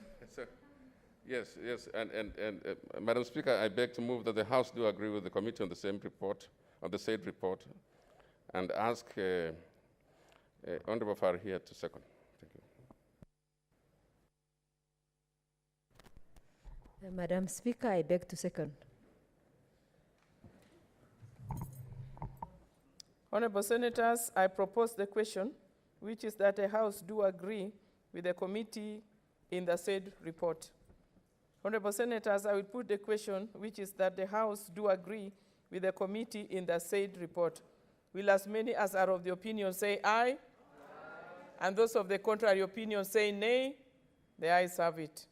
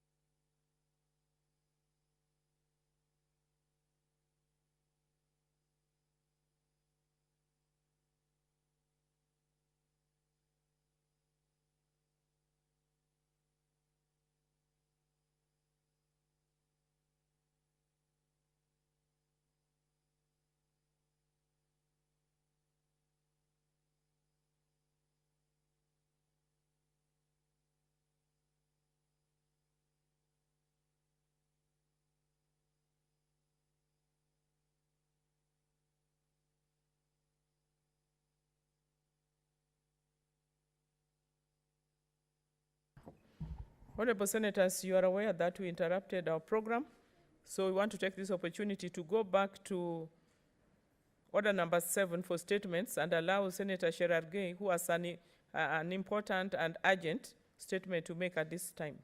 Senator Cherargei. Thank you, Mr. Speaker. I would, Madam Speaker, sorry. Madam Speaker, thank you for this opportunity. And the statement on an issue of national concern, reschedule on reopening of schools. Madam Speaker, pursuant to Standing Order 47.1, I rise to make a statement on the issue of general topic concern, namely the scheduled reopening of schools on Monday. The communication by the Ministry of Education on reopening of schools caught parents in the country by surprise yesterday. For the past few weeks, the Ministry of Education, led by Cabinet Secretary CS Professor George Makoha, has been releasing very inconsistent information on matters concerning education in the country with specific reference to the academic calendar. His Excellency President Uhuru Kenyatta, during his 12th Nation Address on the COVID-19 pandemic situation in the country, made on 28 September 2020, informed the nation that a school reopening was yet to be considered. The President cautioned against the incessant calls for reopening of schools and stated that the safety of the school-going children was of utmost importance. It is barely a week since President Uhuru Kenyatta's statement, and the Ministry of Education has ordered that the schools be open from grade 4, class 8, and from 4 classes. And Madam Speaker, there was no clarity also on the issue of reopening of international schools across the country. And Madam Speaker, you have to note also that there are some parents, Madam Speaker, that they have already relocated to villages because of hard economic times that have been caused by very serious side effects of COVID pandemic 2019. We are all aware of the depressed state of economy that the country is in due in the COVID-19 pandemic. Many people lost their jobs and others relocated to different places as coping mechanism for the tough economic times. And therefore, Madam Speaker, it means they relocate with their children, and it means they will need to settle back at home or anywhere else so that they need to transfer their children, and transition period will be affected. And Madam Speaker, you have seen even in media and other forums that private schools have been turned into poultry farming. Others have closed because of hard economic times.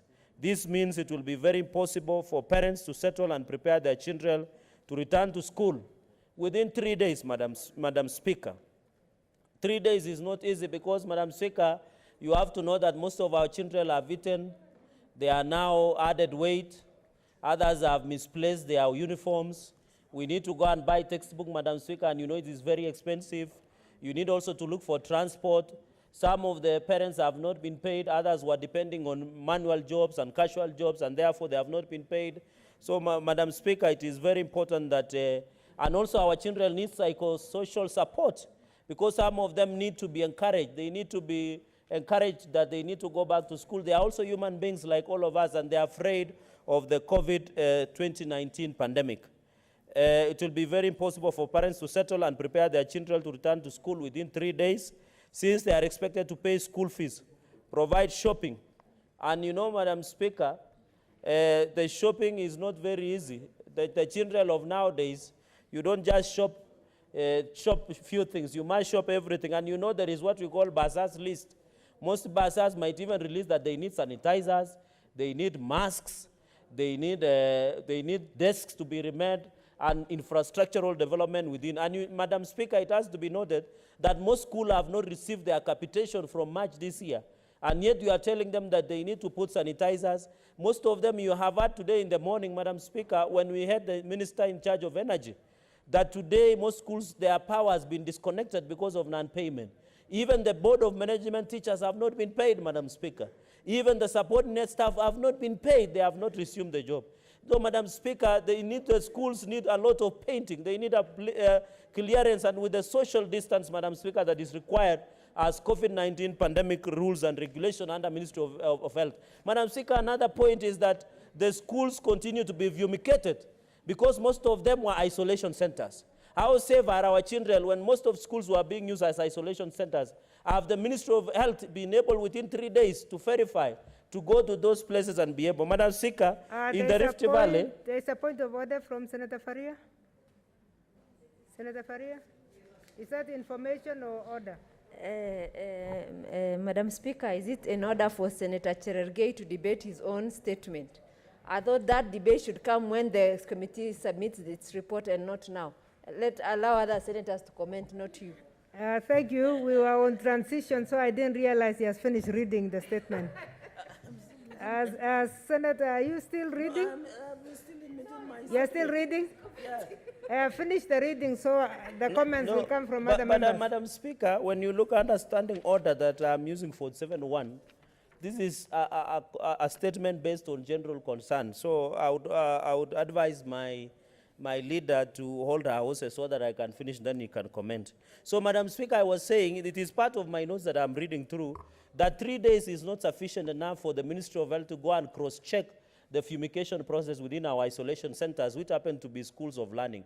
And we are worried for our children going back to school. In the Rift Valley, and most parents, even in Western Kenya, have taken their children for circumcision. It is called tumda. And most of them, even in Western Kenya, they didn't do it in August, Madam Speaker, so most of them have gone for circumcision, especially in Rift Valley and part of Western Kenya. They didn't do it in August because the COVID pandemic was on the rise, and therefore, these are expected to complete the rite of passage within 30 days, Madam Speaker, and you know the tumda process is very important in our culture. Therefore, it will be almost impossible to have children to report back to school on Monday. Madam Speaker, finally, considering the tough times the country is experiencing arising from the effects of the pandemic, most, if not all, our children are not prepared psychologically or are in fear to return to school. I therefore urge the Ministry of Education to provide psychosocial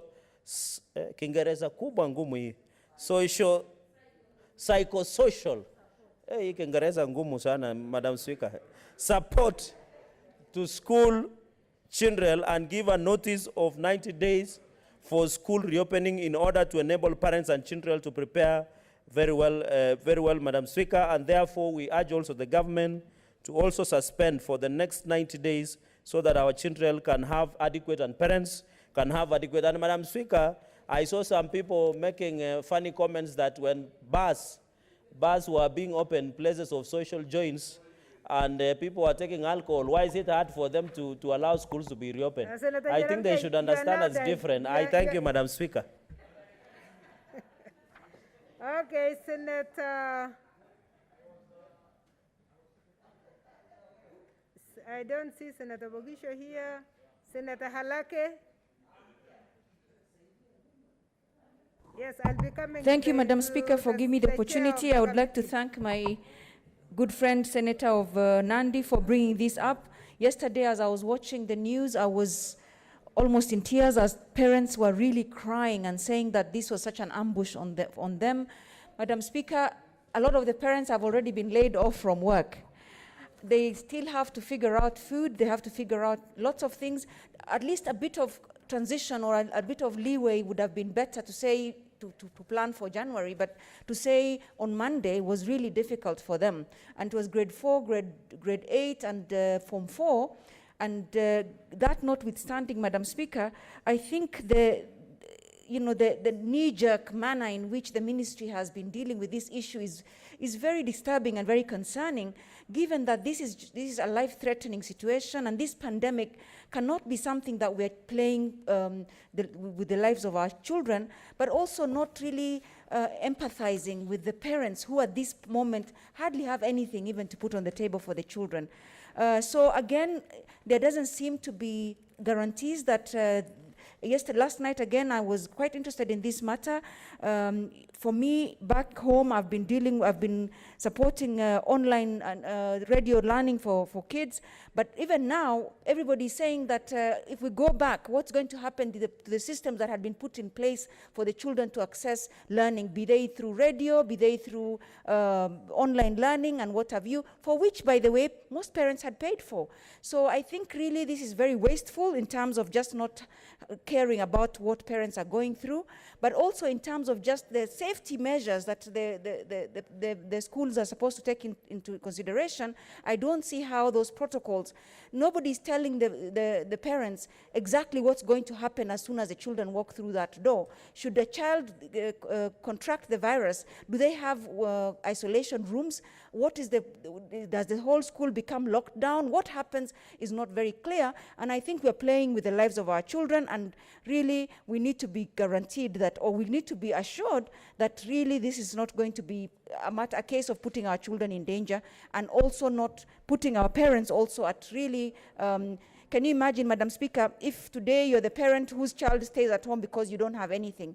That's indignity of the highest order and very insensitive from the ministry not to at least even put in place systems where you can say all children should be given an opportunity even if there are no school fees or even given support in terms of schools, books and other things.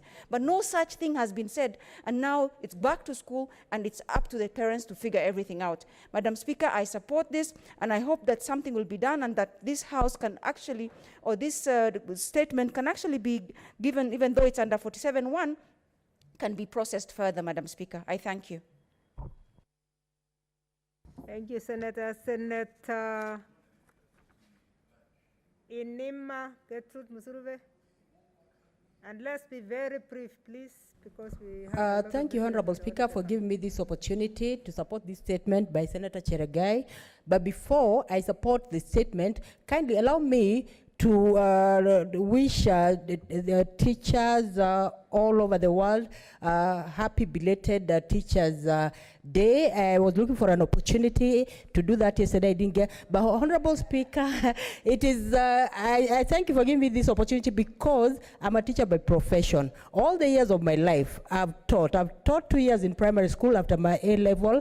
After my diploma, I've taught in various secondary schools, including a school for the disabled, and even after my master's and PhD, I have 14 years experience at the university, Honorable Speaker, teaching as a lecturer. So I am really, truly humble for giving me this opportunity. And I want to say, Honorable Speaker, as we talk about issues of school reopening, there are issues that concern me so much because as a teacher by profession, I know truly that we really have to do something in terms of preparedness. And I want to say, Honorable Speaker, I'm in the Committee of Education, and where I sit as a Committee of Education, we have called governors to come and tell us about school preparedness with regard to opening. And it is very clear that in some counties, there are no toilets, there is no water provision, and in some counties also, there are also classrooms that are built of mud and also given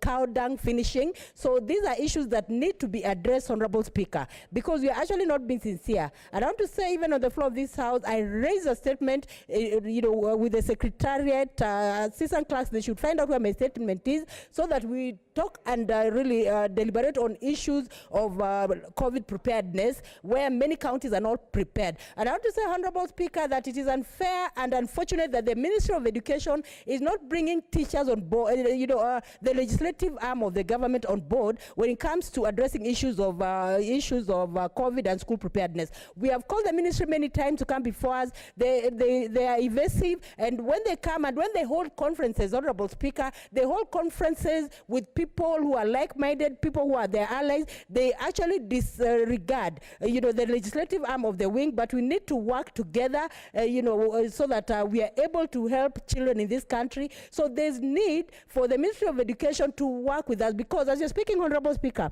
the Ministry of Health came up clearly to say the preparedness they're doing, but the Ministry of Education has not come out clearly and to convince Kenyans that they're actually ready for school reopening. So we cannot take it for granted that the ministry says we are reopening in 2 days' time, in 2 weeks' time, and children go. They have to give us reason and justify our curiosity that they have actually prepared adequately for school reopening, Honorable Speaker. Because if they set money aside, what have they done for school reopening and all that? Honorable Speaker, I thank you for the opportunity, and I hope when this situation is brought to our Committee of Education where I sit, the CS himself will come before us. He should not send an assistant or anybody else. We want him to come before us so that we walk this journey together for the purpose of children of this country. Thank you, Honorable Speaker.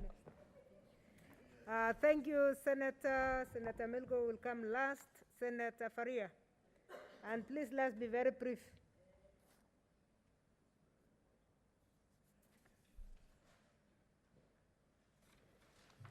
Thank you, Madam Speaker, for giving me this opportunity. And I thank Senator Cherargei for bringing this statement. Madam Speaker, for me, I have a different view in terms of the school opening. I believe the more we need to follow the government medical guidelines.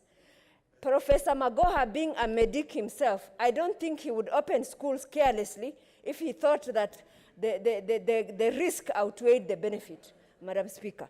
And therefore, Madam Speaker, Professor, the way I know him, I have worked with him in NEC when he was the chair for CASNEM, and I know how he works, Madam Speaker. And I doubt that he would have opened. Madam Speaker, the more we are talking about people being economically, disabled, but the more we keep schools closed, the more we don't, I mean, it's 6 years since COVID started in this country, Madam Speaker. 6 months, sorry, after the COVID started in this country. Madam Speaker, that is long enough for people to know what is risky in the COVID and what is not. And Madam Speaker, the more we keep schools closed, the more the economy will be worse off, because you know there'll be money circulating around. There is the transport people who will be getting money as a result of people going to school. There will be other people sometimes who cook lunch for kids, and then the subordinate staff. Madam Speaker, we are very much aware that there are some private schools who have closed down because they could not pay school fees. Madam Speaker, they could not pay their own rent. Madam Speaker, the other issue is around, people saying school fees. Those who can't pay school fees are the ones who are in public schools. We know that primary public school is free in this country, courtesy of Jubilee government. Then, Madam Speaker, primary school is free. Madam Speaker, the other thing is secondary school is also, secondary school also is free in this country, courtesy of, again, Jubilee government, Madam Speaker. Therefore, Madam Speaker, Madam Speaker, order, Senators. Madam Speaker, the other issue is, Madam Speaker, there is a lot of child abuses that's happening as a result of school, especially girl child, Madam Speaker.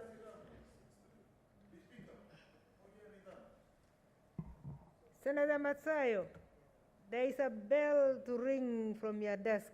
I have not seen it, but I give you a chance.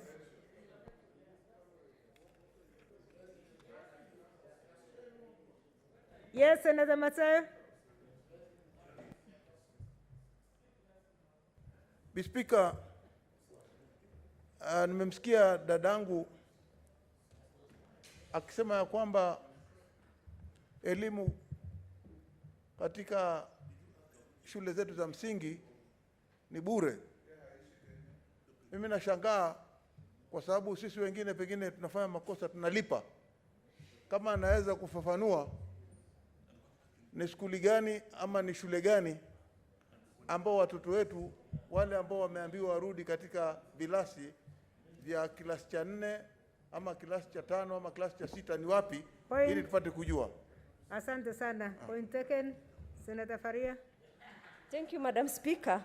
I am talking about the public primary and day secondary schools, Madam Speaker. I'm not talking about people's business whose business is to do to serve the education sector where there are gaps. Those ones you have to pay, Senator. But the ones that are public schools, that is what I'm talking about.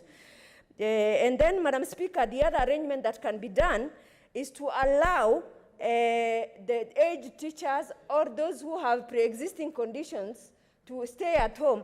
But for me, our life, this is going to be the new normal until we find vaccine. And the more schools remain closed, Madam Speaker, the more the economic activities around schools will be shut down, Madam Speaker. Because how many teachers have gone back to their home counties because they can't pay rent, especially those who are serving, private schools. Madam Speaker, and there are many. Madam Speaker, parents can make a decision. If they can't afford the one that is paying, they can take their children to the public school. Or what they can do also, depend, because even private schools, we know they are at different levels. If you are at A grade school, you can take your children to depending on how you can afford. But as long as this economy is shut down, because the other issue is shut down and schools are not open, then the other economic activity will be impacted, and this will have much more harmful impact for the future of this country in terms of the economy, because money circulates among people. The teacher who is paid will pay the mama mboga to buy, vegetables, will pay the landlord rent. And as a result of that, that is how economy improves, Madam Speaker. We cannot be saying that schools should remain closed because of this pandemic. Unless vaccine is found, this you, pandemic Senator. will continue. Madam Speaker, allow me just to finish something. The other thing is that right now we are appearing the hot season. There are people who are saying it is going to, towards January is when we should open. That is when we are going close to the cold season, meaning the cold will even, create an opportunity for the COVID to infest itself. So, Madam Speaker, for me, I support the CS Magoha for opening the school, and I think let us start with this one and even fast-track the opening of school for the rest of the country. I thank you, Madam Speaker. Yeah, Senators, we are way past our statement time. And I still have the chair of the committee that I had promised to give. If only I knew Senator Wako Sitwila will take 1 minute, or you skip it. You skip it. Okay, Senator. 2 minutes, please. Thank you, Madam Speaker. 2 minutes. Can, in that statement, which will be given by the ministry, can they take into account, or at least let us know, the state of preparedness between now, when the schools open 8, 4, and 4, when they open on Monday, the next intake, that period, maybe a period of a month or two, I don't know. But I would want to know what will happen during that period to ensure that the schools are really prepared for that other intake. I accept that the ministry had to make the hard decision, and they had made the hard decision. And in fact, teachers went to the schools about a week ago. So it will be 2 weeks before 12th. And during that period, they are supposed to have undertaken to see whether the infrastructure is right and other matters dealing with the COVID. But for example, in Busia, many schools do not have the necessary infrastructure even before COVID came. And yet COVID demands that there be social distance. And that social distance demands that there may be more classrooms. Will there be more when I talk about preparedness, will there be, between 12th of October and when the other intake takes place, will there be enough time for the extra infrastructure to be put in place? And talking about that, Madam Speaker, has consideration been given to the fact that maybe some good tents in some areas can be used as classrooms rather than cement and mortar being put up as they build the proper classrooms, Madam Speaker. Thank you. 2 minutes for Senator Wetangula Moses, then I move to the chair. Madam Speaker, the issue here is not opposing or supporting the Minister for Education. The issue is what the President raised at the COVID conference, that let's deal with the how, then the when will follow. As we speak here, Madam Speaker, the Ministry of Education has not told the country to any level of satisfaction as to what they have done to protect children who are going to school. We should not reduce this to opposing or supporting Magoha. We want children in school, but we want to know that they will be safe.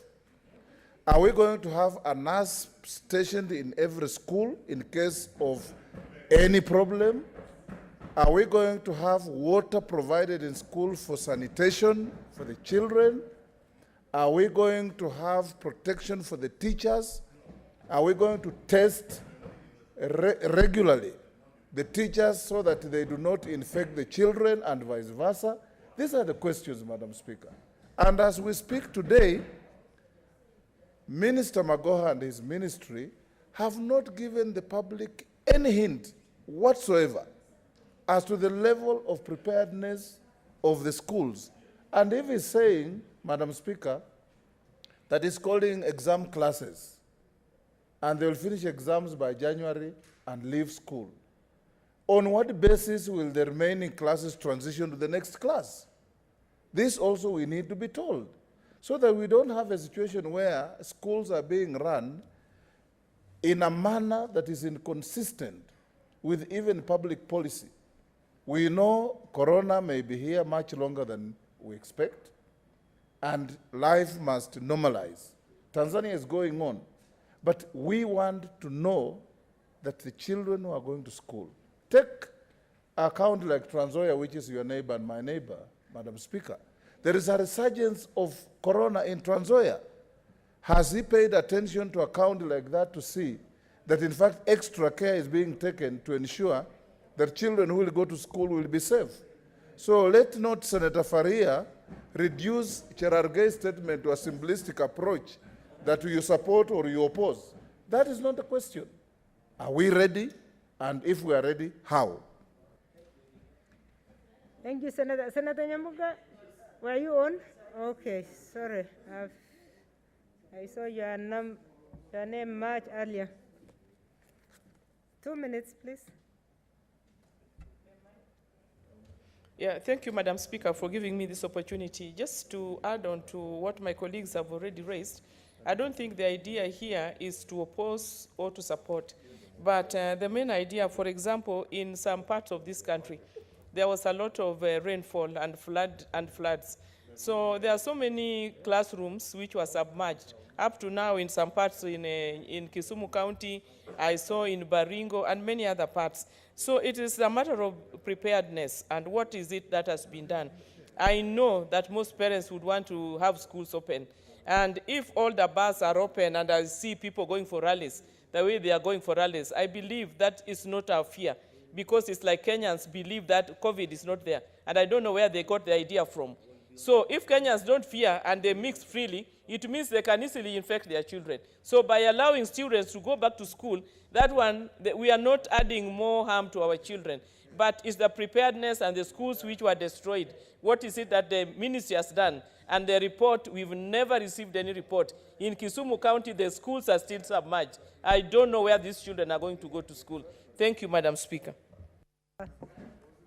Thank you, Senator. I know Senator Cherargei used 47-1, but I'll use my discretion to refer it to the Committee of Education, whose chair I want to give 2 minutes, because it's coming back to your docket now.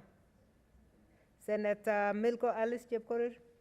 Okay, can I have the mic? Okay, thank you, Madam Speaker. I rise not to support or maybe oppose to a large extent Senator Cherargei's statement, but I want to start by saying that despite the many challenges that have been in the Ministry of Education, I think CS Makoha maybe has to style up in order to actually maintain consistency in terms of maybe pronouncement of certain issues. Madam Speaker, I want to declare here that education is an important sector that can never be overemphasized, particularly in terms of providing skills and talents that actually plays an important role in spurring economy in our country. Madam Speaker, let me say here that already there is a directive given by the CS Ministry of Education, and that directive is of course a government directive. And I want to say that all this time, during COVID-19 cases, there has been a task force that has been speaking to issues education. Madam Speaker, you'll realize that while our children have been at home, despite the fact that parents are complaining that our kids are actually overgrown, they need more clothes, they need maybe shoes, and name them. We did realize that those children that have stayed at home for an abnormally long time have been affected by issues of drugs and substance abuse. We have seen many of our youth even being misused, even in the cases. Maybe we would have a closer look at some of the youths that have been hit during political rallies, they could be school-going kids. Many of our girls, Madam Speaker, are already mothers. And in any case, it is already posing a challenge to our country in terms of even placing them and ensuring that their lives, their future lives are actually maintained in terms of placing them in the right schools so that they can continue with their education. Madam Speaker, as the country stands right now, COVID-19 has already flattened, and that is why the President, President Uhuru Muigai Kenyatta was able to open the economy in this country. Earlier on, of course, we used to have faced, but then recently he went ahead and opened the country to a very large extent. And in the same way, Madam Speaker, there has been a task force that has been going on to ensure that they speak to issues education, and this task force are the ones that had been stopping opening schools. Earlier on, you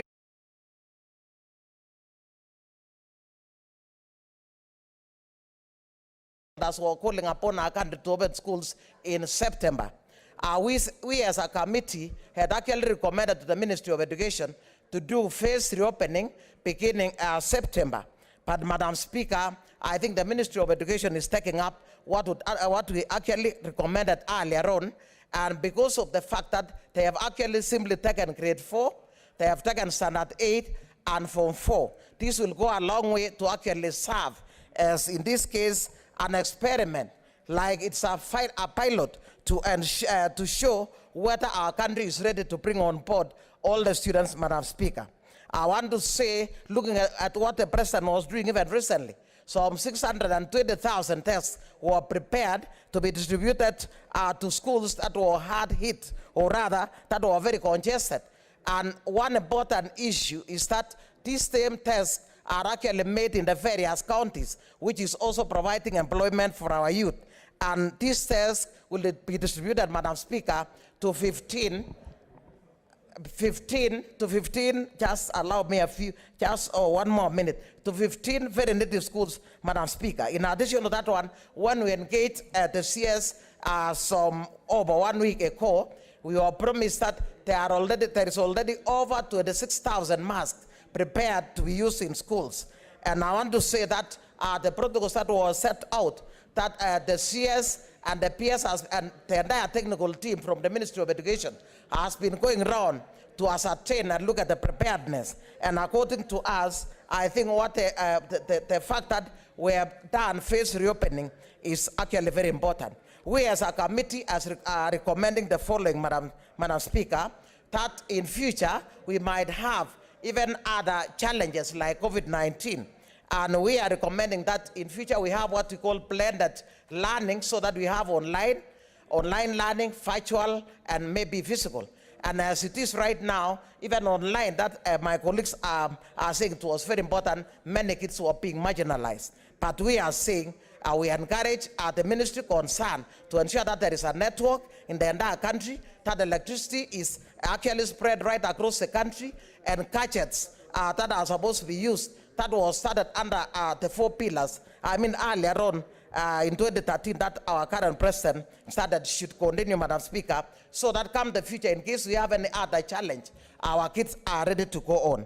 Number 2 issue that we recommended is that Parliament is the one that actually prepares budget. And normally they just give very little funding, Madam Speaker, and we recommend that they add, like now, this country required 12,000 teachers, but then the TSC, Teacher Service Commission, is only able to employ 5,000 because they are given a budget of 2.5 million only. And then thirdly, we recommend that the Ministry of Water and Sanitation should go out fully and ensure that there is water, that there are tanks in schools, and ensure that there is water right across the country, because reopening schools is not only going to affect the Ministry of Education itself, but then we want to have this being a multi-sectoral issue, so that we have everybody coming on board to ensure our kids are safe. Madam Speaker, we also encourage that issues of tests, issues of masks should continue to be prepared in the counties so that they are distributed right across there. Yeah, And we are waiting for your report. And finally, just one last point, Madam Speaker, we are calling upon the Ministry of Education. This is the recommendation that we are recommending as a committee, that they ensure there are more day schools in this country. Day schools are very important, Madam Speaker. They are even cheaper to run. And I want to say our country provides free tuition fees, and therefore parents have got no excuse. What their parents are supposed to provide is food for their kids and uniform. And so there is free tuition. And last but not least, the Ministry of Education to increase capitation to our schools. Therefore, I support the Ministry of Education in terms of phased reopening, and that is also a recommendation from Education Committee, Madam Speaker. Therefore, I'm not supporting that statement or opposing, but then we have various recommendations. We shall continue to engage as a committee to ensure that the right protocols are followed to ensure that our children are safe. Otherwise, thank you, Madam Speaker. Okay, thank you, Senator Chair. You are going to have this. You have to go and digest what has been given through this statement and what members have said, but you might benefit from 1 minute to Matsayo. His name was disappearing and reappearing, so I missed him twice. Asante, shukran, Speaker.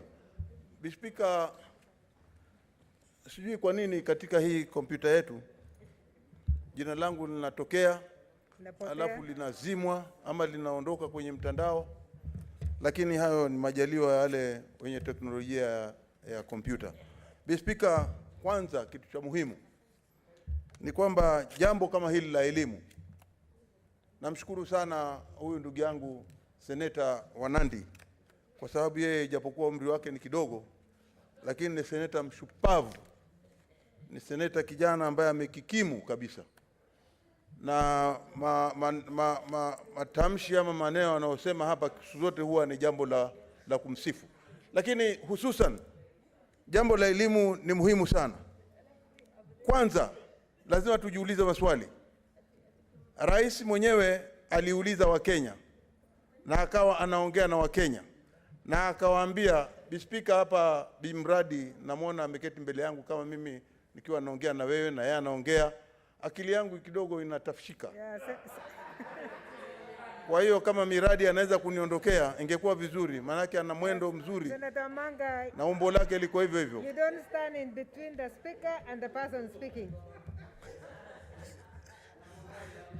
Namuona kiongozi wangu James Orengo anatabasamu kwa hali ya juu sana kwa sababu alikuwa karibu na yeye na alikuwa hamwangalii, alikuwa anaongea na Petronina hapa. Haya, kwa hiyo Speaker, kitu ni kwamba tunasema ikiwa rais mwenyewe wiki iliyokwisha alituambia tuweze kutafakari sisi kama Wakenya, na iko tarehe mwenyewe atakuja atatuambia ni lini atafungua hizi skuli. Jambo la kushangaza ni kwamba hata siku 7 hazijapita tokea rais aongee msemo huo. Tunamuona Waziri Magoha ametangaza kwamba watoto wa skuli warudi. Jambo la kusikitisha kwa sababu hivi sasa rais mwenyewe hajasema kwamba ugonjwa huu wa coronavirus umeisha, huu wa COVID, kwamba umeisha katika Kenya, hakuna tena. Na siku 7 tu baada ya kuongea, hata hajamalizika, waziri wake anasema watoto waende skuli. Hatuwezi kucheza karata na maisha ya watoto wetu. Hii ni very serious, Speaker. Katika Kenya hivi sasa tutaanza kuona makaburi ya watoto wadogo yakitapakaa kila mahali katika Kenya. Na itakuwa jambo la aibu kuona ametoa amri kama hii watoto wetu warudi skuli na hatimaye sasa tuanze kuzika vifaranga. Hili ni jambo la kutafakari na la kufikiria. Jambo la pili, yeye akisema namna hiyo kwamba ameregesha, wakati huu tumempatia tokea tuanze mwezi wa 3 mpaka sasa tumefika mwezi wa 10. Je, tujiulize ni matayarisho gani Wizara ya Elimu imefanya kuhusikana na hawa watoto ambao wamesema warudi skuli, sijui class cha 5, sijui class cha 8, warudi skuli kwa sababu wao watatarajiwa kufanya mitihani mwezi wa 3 mwaka ujao. Mr. Speaker, kutarajia kufanya mtihani ni kama utafika na ugonjwa ukiwa umekupata. Je, tunaambiwa wazi kabisa ya kwamba hawa watoto wadogo wakienda kucheza hawaangaliani vile wanacheza, wanakumbatiana, wanacheza mpira, wanaongea, hawana mambo ya ile tunaita social distancing. Ni madawati gani yametengenezwa katika haya maskuli ambao watoto wetu watarudi na wapate madawati ya kisawasawa waweze kukaa na kuwe na kuna social distance ya watoto wetu? Ni elimu gani serikali imeweza kuwafanyia hawa watoto wetu kuona ya kwamba mara tu wakirudi skuli, Mr. Speaker, wameweza kuzingatia mambo ya kuweza kujitenganisha na kuweza kusoma wakiwa ndani ya klasi? Thank you. Mr. Speaker, kama ungenipatia dakika moja kumaliza. Time. Haya, kama ni amri yako Mr. Speaker, unajua mimi siwezi kupinga, lakini nilikuwa na mengi ya kuambia Wakenya. Asante Mr. Speaker. Thank you very much, Senator Matsayo. The report is going to come back. I think it's a very urgent one, and we are giving them only 14 days. 14 days, then they should be back here. Honorable Senators, we are way past statement time, so we defer the balance of the statements to tomorrow, 2:30 on the on Thursday, October the 8th. Next order. Order number 8, the Geologist Bill, Senate Bill number 17 of 2020. An Act of Parliament to provide for the training, registration and licensing of geologists, the regulation and development of the practice of geology, and for connected purposes. Honorable Senators, order number 9 has been dispensed. So next order is order number 10. I would like to inform Senators that following consultations with the leadership, we have deferred that motion to tomorrow, the 8th October 2020. Order paper. Next order. Order number 11, motion, adoption of the report of the Standing Committee of Health on its inquiry into the death of a patient at the MP Shah Hospital due to negligence. Chairperson, Standing Committee of Health.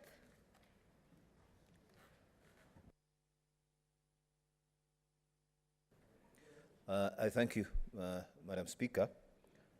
I beg to move the motion that the Senate adopts the report of the Standing Committee on Health on the death of a patient at the MP Shah Hospital owing to negligence. Madam Speaker, the House may recall that this statement was referred to the Standing Committee on Health, and we were tasked with to investigate whether, contrary to Article 43, 1A, and of the Constitution, and Section 7 of the Health Act, whether MP Shah Hospital caused the untimely death of the late Mrs. Virginia Asaf by putting commercial interests before her well-being. And to this end, we as a committee held several meetings with members of the family of the deceased, officials from the Ministry of Health, KMPDU officials, NHIF, and basically we just wanted to clarify the circumstances that led to the death of the patient, as well as understand the broader legal policy and regulatory and structural factors that may have contributed to the unfortunate and untimely death. Madam Speaker, just in quick summary, the committee found that MP Shah Hospital failed to provide definitive emergency treatment to the late Mrs. Virginia Asaf, and failed to provide it in an adequate manner, adequate and timely manner. That is the percutaneous coronary intervention, angiogram. And also MP Shah Hospital,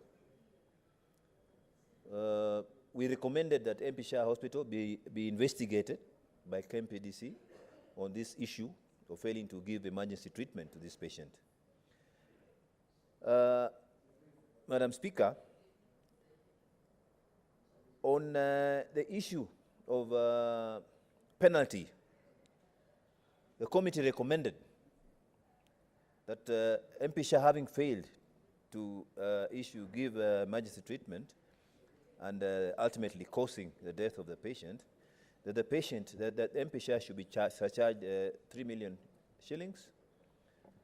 That is in accordance with Section 7.3 of the Health Act 2017 and Section 26E of the Medical Practitioner Dentist Act for negligently failing to conduct a life-saving percutaneous coronary intervention, that is CPI angiogram, in a timely manner as per recommended clinical practice and guideline. So this matter was tabled before this House, and it was debated extensively. Yeah, and I am kindly asking the House to adopt this this motion, and I will ask Senator Shionga to second. Thank you, Madam Speaker. Thank you, Senator. Senator Shionga.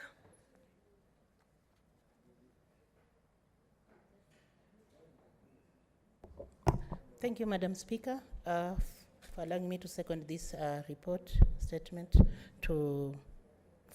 with my fellow senator.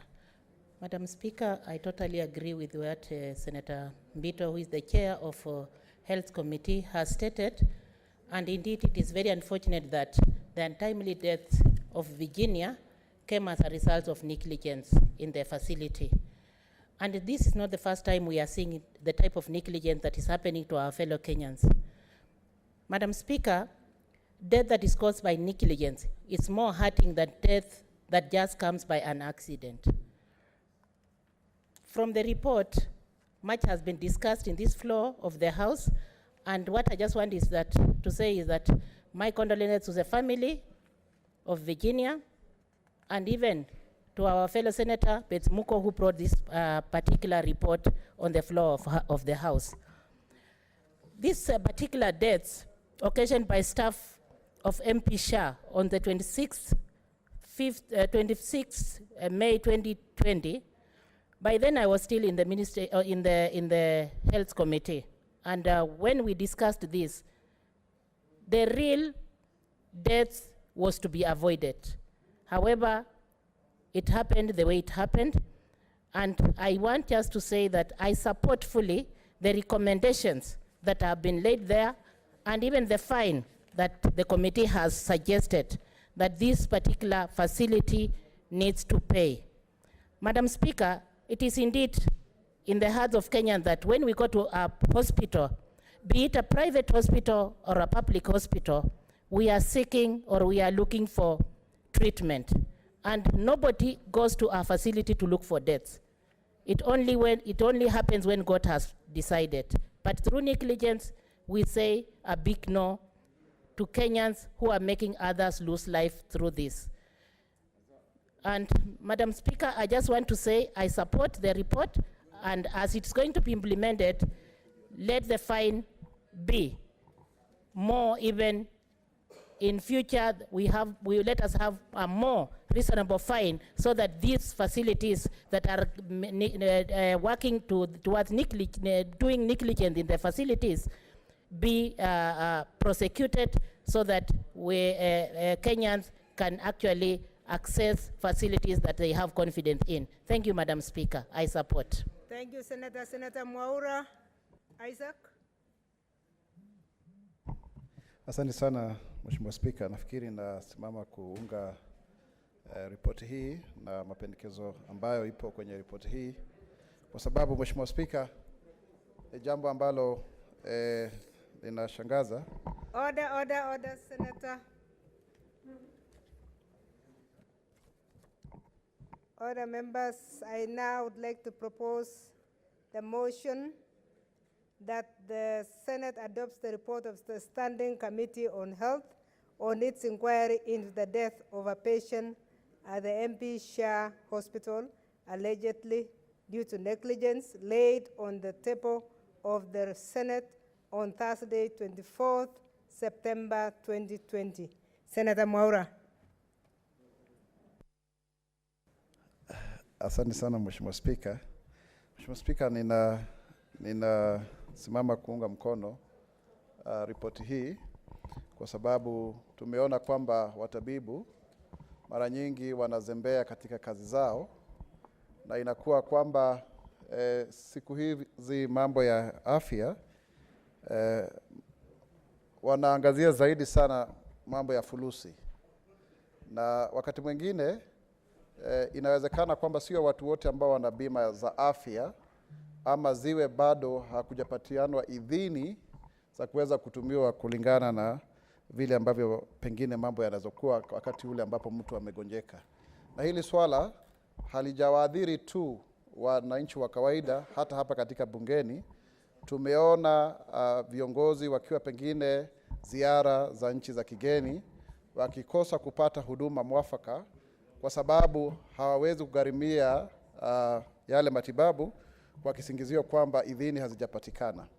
Na juzi, Mheshimiwa Spika, kulikuwa pia na kesi ambapo tulimuona mama mmoja aliyejifungua katika hospitali ya Pumwani, na wauguzi walipoulizwa ikawa akasema kwamba kazi yao sio kazi ya bure, sio kazi tu ya sulubu, lakini lazima wao pia wapatiwe haki zao.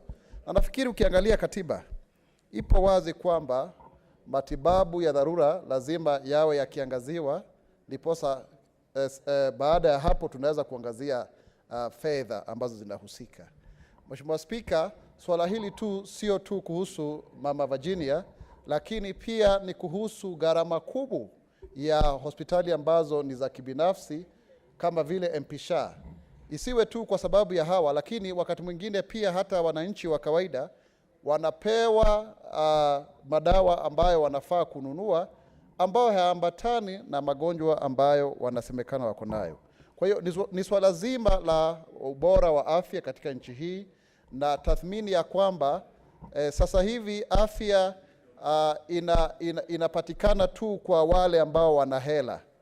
Maskini hana chake, na hatujui kama leo unaweza kuwa una fedha na kesho hauna. Kwa hiyo niseme kwamba Mheshimiwa Spika, ukiangazia, na mwenyekiti amesema na pia mwanakamati Mheshimiwa Senator Shionga ameweza kusisitizia, tusiwe tu kazi yetu tu ni kuwa na hii ripoti alafu haya mapendekezo yasikue kwamba yana mashiko yoyote.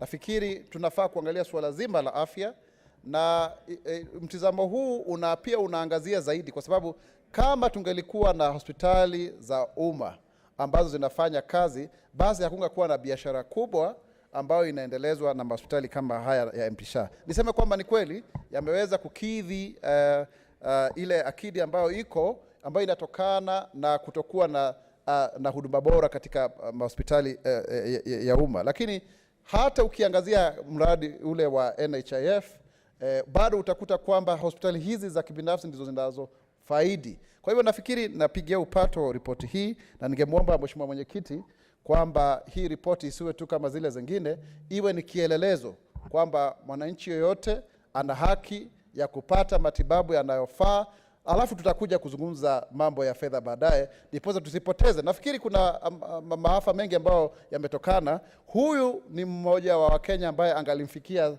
Mheshimiwa Senator Beth Mugo. Ni wangapi ambao wanakufa, wananyanyapaliwa, wananyanyaswa kutokana na kutokuwa kwamba hawezi na hawana sauti, hawafikii wale ambao ni wenzetu ambao katika bunge hili la Senate. Kwa hivyo Mheshimiwa Spika, naunga nasema kwamba hii ripoti sisitiziwe iwe ni kielelezo kwa nchi hii yetu kwa ujumla. Asante. Thank you. Senator Hachi Faria Ali, 2 minutes. Thank you, Madam Speaker, for giving me this opportunity. Madam Speaker, what happened in Aga Khan Hospital is not acceptable, Madam Speaker. MP Shah.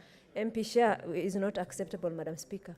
One of the issues now, you know, medical field, especially in the private sector, has moved from, you know, you are a doctor and you have an obligation and you sought to protect life. And then the same people in the same spirit are also allowing somebody to die because they are not able to pay because of the time. By the time somebody comes into a hospital, Madam Speaker, at 3 a.m., first of all, that person is in desperate need of your attention. For them to be kept in hospital until deposit is paid was, Madam Speaker, unheard of, and it's very unfair, Madam Speaker. And Madam Speaker, even this COVID now has become a business. Sometimes people are kept in isolation places by hospitals for longer than necessary because of, you know, financial gains. And because of also the other reason is because of improvement of health as a result of the COVID-19 pandemic, you know, people, hygiene has really improved, and the people who are getting sick have become less. So if you go to hospital for a reason, now people, hospitals keep you for a very long time. I personally had an experience like that some 2 weeks ago, and Madam Speaker, it's not pleasant because the hospitals need to be very vigilant in terms of how they do their business. Yes, it is business, and the business of business is business as by Adam Smith. But let us have the heart, humane heart, as we apply our business ideals, Madam Speaker. I thank you. Thank you, Senator Halaka Abshiro. 2 minutes. Thank you very much, Madam Speaker. Madam Speaker, I rise to support this report from the Health Committee. Madam Speaker, this is a really sad situation, but it is sad not for that particular person, but the fact that this is so rampant everywhere, where our hospitals have become really so callous, they cannot even look at anybody, and people are really, really, really suffering in this country. We've seen at Kenyatta Hospital recently when the health workers were on strike, people are having to literally go and treat their own people. And how many of those have died, Madam Speaker? Madam Speaker, in my own county of Isiolo, so many people have had their arms and limbs amputated because of negligence, Madam Speaker. People are left with injuries and with other forms of, you know, illnesses without a care. Sometimes I wonder, what is the oath that our doctors have taken? And are these hospitals owned by doctors or just owned by business people, Madam Speaker? We need to have some sort of legislation where if you own a hospital, you must at least have taken an oath of, you know, as a doctor or something, because we're seeing such a disconnect between the humanity that is health and the businesses that is our hospitals. Madam Speaker, maybe what this House needs to do for longer term sustainable solution to some of these things is to come up with some sort of legislation where that there's certain basic minimum service that must be given to anybody who shows up at any hospital, regardless of the money they'll give. Or even as you go to this, or if somebody is to come up with a hospital, say as a private sector investor, there must be certain content of a doctor who has at least gone through the training and taken the oath, Madam Speaker. Madam Speaker, it is really unacceptable in this day and age, especially during this COVID time, where you're finding that people are being turned away and being told to go home with such life-threatening diseases, and when they die, nothing happens. There's never been a consequence for medical negligence. There's never been a consequence for people mishandling the citizens. And what is happening is that this particular person that was neglected in this manner is not really even someone that, a poor person or somebody at the bottom of the social strata. It is somebody that, like you and I, can you imagine then what the common mwananchi goes through on a daily basis that doesn't even get highlighted in this House, Madam Speaker. And for that reason, perhaps this House should really look into this and come up with certain legislative or legal framework that will protect the poor, Madam Speaker. I support and I submit. Thank you. Thank you, Senator Kachwang. Moses Otieno. Madam Speaker, I rise to support the motion by the Health Committee. The question is, why would someone go to MP Shah and not to a public hospital? It is obviously because our public health sector has collapsed. Many of us in our counties, our medical workers could be on strike for an entire month without noticing. Madam Speaker, not too long ago, the health workers in my county were on strike for an entire month, and there was no outrage. In fact, when I sought to intervene in the matter, there are those who thought I was being a busybody. We have run down our public health sector to a level where people do not care and people do not recognize it.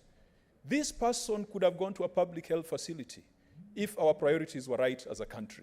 There are certain social public goods and services, Madam Speaker, that we cannot play with. Privatization has gone too far. When it comes to healthcare, when it comes to education, when it comes to provision of security, when it comes to provision of food, these are things that responsible governments are supposed to guarantee and provide to their citizens. Unfortunately, because of warped up policies in this country, these sectors have largely become privatized. Many of us are just one medical bill away from poverty. Madam Speaker, even those who call themselves the middle class, if they did not have medical insurance, if they did not have this thing called NHIF, one medical bill, one medical invoice will render them into poverty that will last not just for one generation, but for more than one generation. Because when you're so poor that you can't take your children to school, because you've used all the money to pay medical fees, your children are also put in the same penury and vicious cycle of poverty.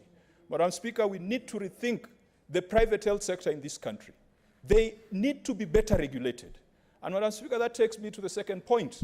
Between the role of regulators and the role of overseers, Parliament is an oversight institution. We have established regulatory agencies and bodies by law. And Madam Speaker, they report to Parliament.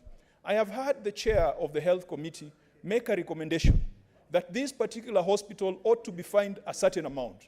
Madam Speaker, when I look at the powers of Parliament to impose a fine on a private citizen or a public citizen, that power seems only to be found in the Parliamentary Powers and Privileges Act, where you are going to fine somebody for contempt of Parliament, for defiance of summons.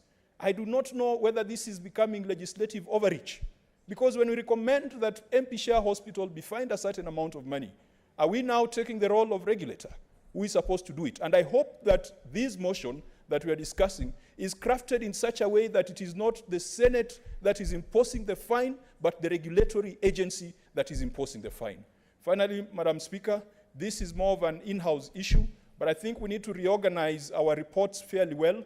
Many of us have struggled to get a copy of this report. It has far-reaching implications, not just for MP Shah Hospital, but it has implications that would guide the relationship between Parliament and other private health service providers. If you would have had a much detailed consideration of that report, perhaps you would have made much more informed decisions. But Madam Speaker, I support and I want to congratulate the Health Committee that has gone out of its way under very hostile circumstances. They were recently talking to the county government of Homa Bay to find out why health workers are not being paid in Homa Bay, while in other counties, health workers are being paid. I want to thank the chair and keep up the good work, and I do believe that the same passion that you had applied in the other assignment also went into this report on MP Shah. Madam Speaker, to the family that is suffering and to the family that has become the subject of our conversation today, let them know that the Senate cares, and the Senate will do everything to ensure that they are indemnified.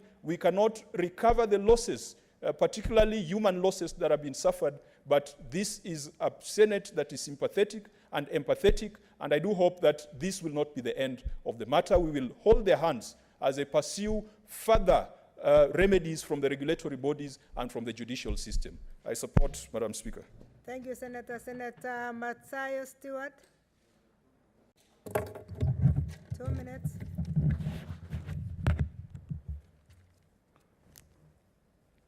Shukran, Speaker. Speaker, pia mimi nataka kuunga mkono ripoti hii ya kamati yetu ya afya. Speaker, ni jambo la kusikitisha, ni jambo la aibu, ni jambo ambalo si jema katika Wakenya, hasa tukizingatia ya kwamba ni mama ndio aliweza kupoteza maisha yake. Ikiwa sheria ya kwanza inayokuwa katika mahospitali na madaktari wakati wanapokimu na kuweza kuvishwa mataji ya kuitwa madaktari, kitu cha kwanza, sheria ya kwanza ni kwamba utaokoa maisha. Okoa maisha. Sasa ikiwa hiyo ndio nia ya kuwa na hospitali na sababu ikapewa license ya kuweza kufanya vitu kama hivyo, ni jambo la aibu kuona kwamba umepewa amri ya kutibu binadamu na alafu umeweka pesa mbele hadi yule mgonjwa aliyekuja pale kupata matibabu amekaa kwa muda mrefu, na wewe unamwangalia kadri ya wakati unavyokwenda, hatimaye maisha yake yanakatika. Ni jambo la kusikitisha, ni jambo la kwamba hiyo hospitali imekiuka ile sheria inayokuambia ni lazima uokoe maisha, ikiwa namba ya kwanza. Speaker, naangalia mwaka huu wa 220 katika Kenya. Ni mwaka ambao mwaka wa 2020. Asante kwa kunikosoa seneta wa Mombasa, ndugu yangu Mwinyi Haji. Je, sisi tujiulize maswali kama Wakenya. Ni haki sisi kuweza kuweka pesa mbele, Speaker?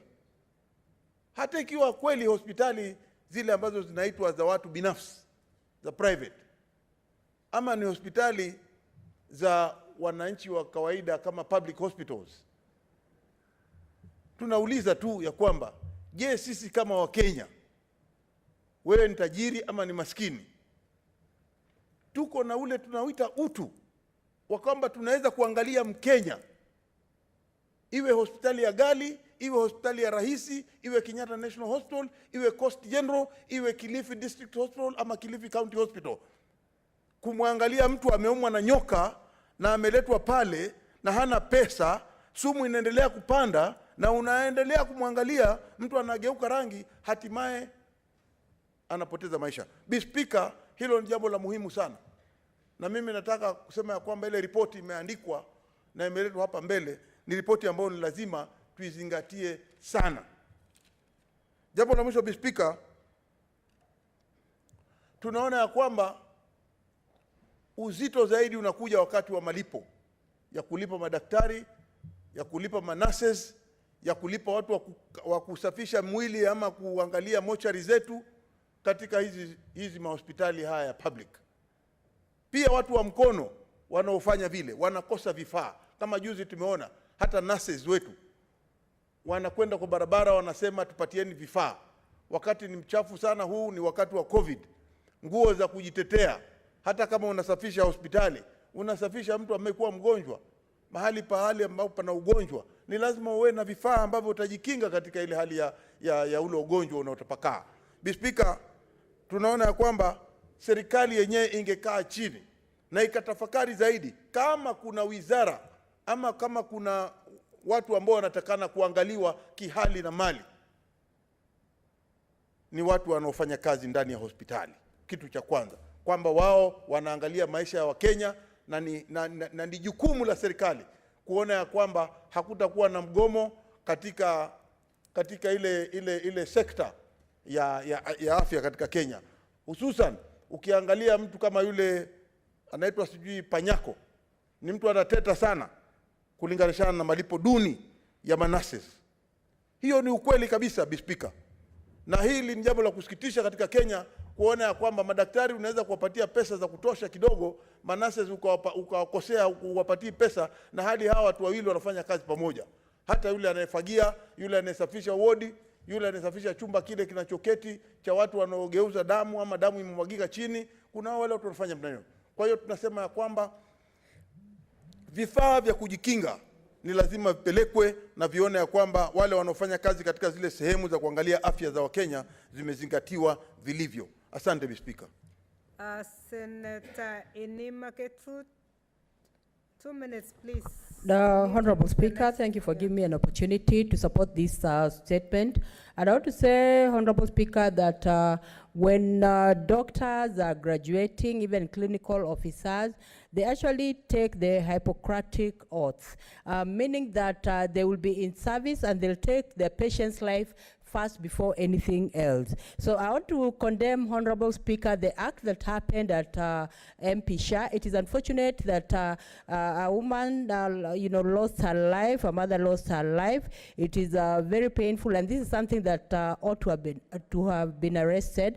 And I also want to say that, Honorable Speaker, that it happens in many parts of our hospitals, even the incident that happened in Pumwani of a mother delivering on the streets. But thank God that, God came for protection and the woman did not die, because both of them, the woman and the infant, would have died. And I want to say, Honorable Speaker, I want to give my experience as a cancer survivor. When I went to India in 2013 and I was diagnosed of cancer, I remember very well that it was a very desperate situation. I had to sell a lot that I had, even my family, property. I had conversed with my children, and they decided, go ahead and sell whatever plots you have and everything, as long as you're alive. So I went to India for limb-saving surgery, and I thank God I still have my, left limb, and I'm sure I'll be buried with it. And that is what took me to India. And it was unfortunate that when I was pleading also, in India, that I had no money and all that, I was sold whatever I had. I was told that everyone who comes here has sold a house or, plot or everything. So it is very normal. So I want to say that sometimes these medics can be very feelingless, especially when it comes to issues of patients. And I want to say that even as patients, they move on because they are strong-willed, that, they are strongly, they want to survive. So I want to say, Honorable Speaker, there's need for us to come up with a policy that protects patients and also indemnifies patients who die in the careless hands of medics, so that medics are more careful when it comes to handling patients. And I want to say, Honorable Speaker, there are also some Kenyans who have chronic diseases like cancer, high blood pressure and all that. Those chronic diseases should be factored in, so that there's even a stipend for patients with cancer. Reality on the ground. There are very many cancer patients who languish in their homes. They have no help at all, and yet there's a lot of money that is in the health, in the docket of health. So there's need for the government to intervene and see that they're doing something for patients who have, cancer. I know of even one who is languishing in Githurai. She keeps calling me, telling me she's in anguish, she's in a lot of pain, she doesn't know what to do, and there's no one to take care of her. So reality on the ground should reach, the highest authority, so that practically on the ground, people with cancer are actually, helped. I know there's a county that already has a stipend for people with cancer, but there's need from all counties, in fact, to have such preparations, so that we feel the Kenyans who are going through these chronic diseases. So I want to say, Honorable Speaker, that I support this statement, and I hope this report, and I hope also NHIF will be able to cover such patients who go through dialysis, such patients who go through cancer, so that it is indeed free, because we have to abide by the Abuja Declaration that 50% of the national revenue collected should go to health, and this should be practical on the ground, so that there is service delivery and Kenyans feel it. Thank you, Honorable Speaker. I support this statement, this report. Lastly, Senator Kilonzo Mutula Jr.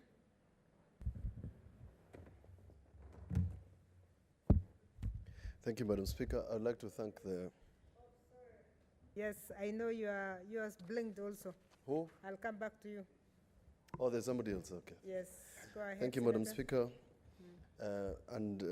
First, to say that I personally thought that the committee would give this report a little earlier, but since they have made their report, we commend them for taking good action Second, Madam Speaker, from my experience, and Senator Orengo here can confirm that medical negligence cases are the most, if not the hardest difficult cases to do anywhere to seek compensation.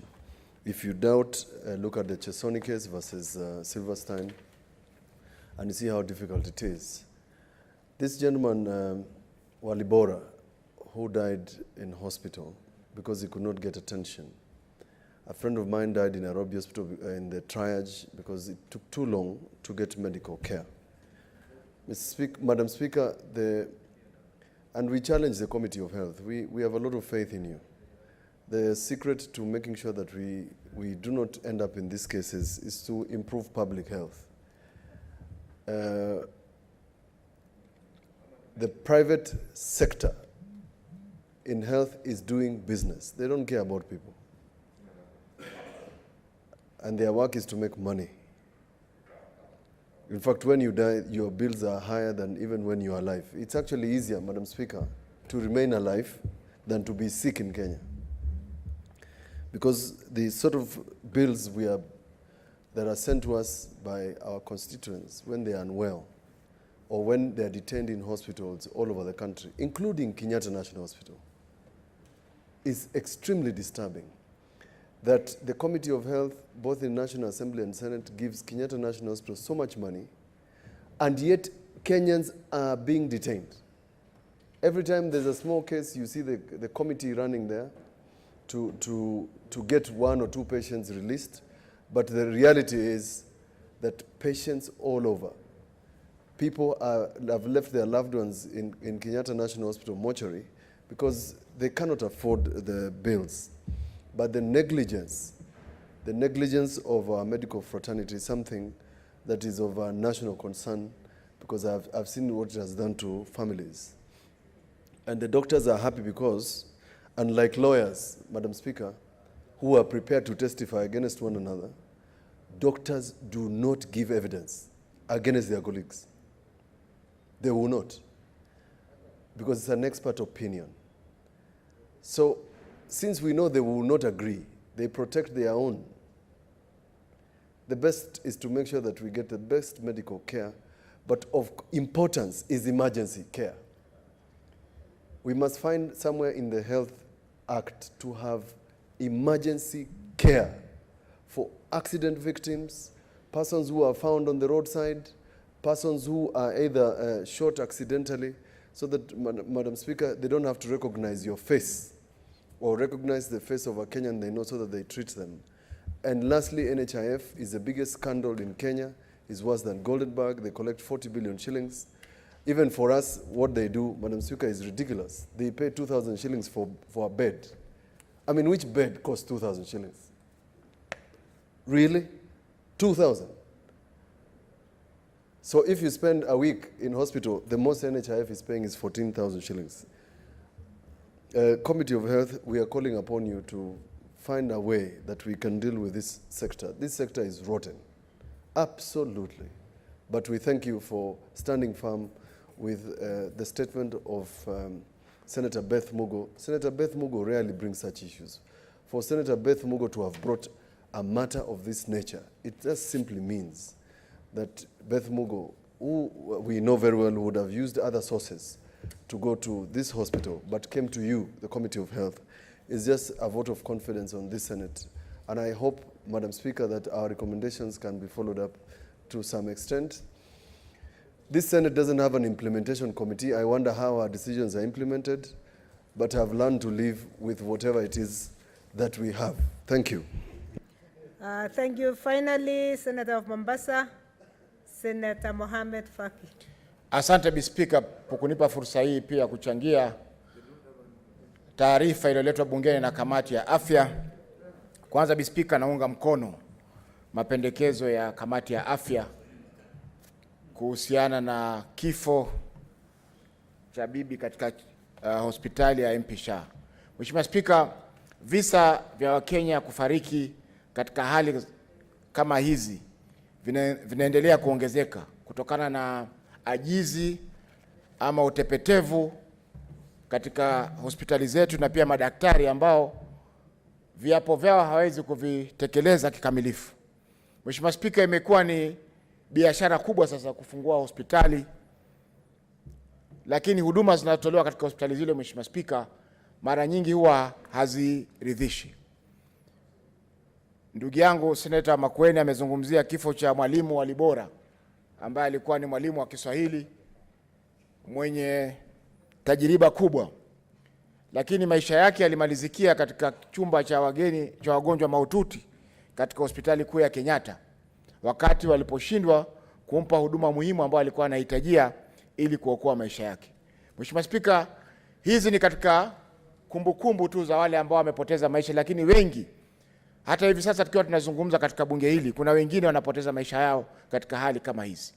Kwa hivyo naipongeza kamati ya afya kwa kulishughulikia swala hili kwa muda mfupi, na pia kutoa mapendekezo kwamba iwapo hospitali kama hii itatokea kufanya ajizi ama kufanya utepetevu kama huu, ina maana kwamba kuna sehemu ambayo watu wanaweza kulalamika na malalamiko hayo yakachukuliwa na uzito na haki ikaweza kupatikana. Mheshimiwa Spika, kuna chama kile chaitwa Medical Practitioners and Dentist Board, lakini kama alivyotangulia kusema Seneta wa Makueni ni kwamba madaktari wanalindana katika taaluma yao, hawako tayari kumtoa kafara daktari mwenzi wao kwa jambo lolote ambalo linatokana na utepetevu katika kazi yao. Wengi wanalindana na wanateteana, na hivyo basi inakuwa ni vigumu kwa muhusika kuweza kuthibitisha mbele ya mahakama kwamba kifo kilitokana na utepetevu ama ajizi ya daktari yule. Kwa hiyo Mheshimiwa Spika, ripoti hii ningependa ichukuliwe kwa uzito na bunge hili kuhakikisha kwamba mambo kama haya hawezi kutokea tena katika nchi yetu ya Kenya. Tukiangalia kama NHIF, Mheshimiwa Spika, hivi sasa wanakataa kutibu wagonjwa wa COVID. Na COVID ni magonjwa ambayo yamezuka katikati ya mwaka, kwa hivyo hawawezi kupata insurance nyingine ambayo itawalinda na masuala kama haya. Kwa hiyo Mheshimiwa Spika, hii ripoti iweze kutekelezwa kikamilifu, tuhakikishe kwamba wale ambao wanafanya utepetevu katika kutoa huduma za afya na kusababisha vifo vya Wakenya hawaachwi kuwa huru katika nchi yetu ya Kenya. Asante, Speaker. Thank you, Senators. May I now ask the Chair? Is any response? Nope.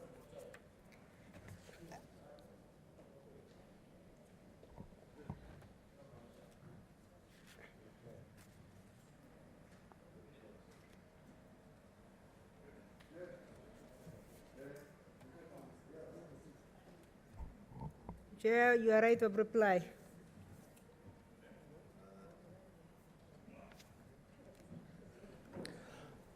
Thank you, Madam Speaker. Let me thank the senators for their contribution towards this motion and for the support they have given this very, very serious matter. And it is my hope that it will go a long way into informing other hospitals that we need to offer emergency services. And it will also go a long way to informing the Ministry of Health that we must put the laws in place, the Emergency Services Health Bill in place and other emergency protocols in place. So I thank the House very much for the support. Thank you, Madam Speaker. Thank you, Senator. Honorable Senators, I have looked at this and it does not involve counties, and for that reason we shall vote by voice. So I would like therefore to put the question that the Senate adopts the report of the Standing Committee on Health on its inquiry into the death of a patient at the MP Shah Hospital, allegedly due to negligence, laid on the table of the Senate on Thursday, 24th September 2020. Will as many as of that opinion say aye? Aye. Will as many as of the contrary say nay? The ayes have it. Next order. Order number 12, the Equalization Fund Bill, National Assembly Bills number 43 of 2019, second reading. Honorable Senators, we were at the point of seconding, and Senator James Orengo still has 48 minutes as the seconder of this. 48 minutes, yes. And, but we are sure that you know your colleagues would like to have a few more minutes, so you'll use your wisdom. Thank you, Senator Orengo. Yeah, I can see my brother from Wajir ready to go, so I'll oblige. Madam Speaker had talked about several issues yesterday in the few minutes that I had yesterday. I had the benefit of looking at the report of the committee, and some of the notes I'd made in relation to the bill are actually covered in the report. And to that extent, it will therefore make my work a lot easier in terms of my contribution to this bill. Madam Speaker, there was something I was dealing with yesterday. First was a question of the role of the executive in appointing the board. And my observation was that the executive was being responsible for the appointment of the board through nomination of the chairperson by the president, and then the appointment of the rest of the members of the board by the cabinet secretary in charge of the national treasury. And the other appointments were statutory appointments that depended on those holding certain positions in the executive. I've since looked at the report by the committee, and I largely agree with their recommendations, including the one that I talked about yesterday about the Council of Governors wanting people to be represented. I think it has been reduced to 2 persons. But I am hoping that, you know, as we appoint the board, there must be a role by the Senate. Having seen what happened in the formula, this is the other entry point for the Senate in trying to determine matters that relate to the equalization fund, which is very important.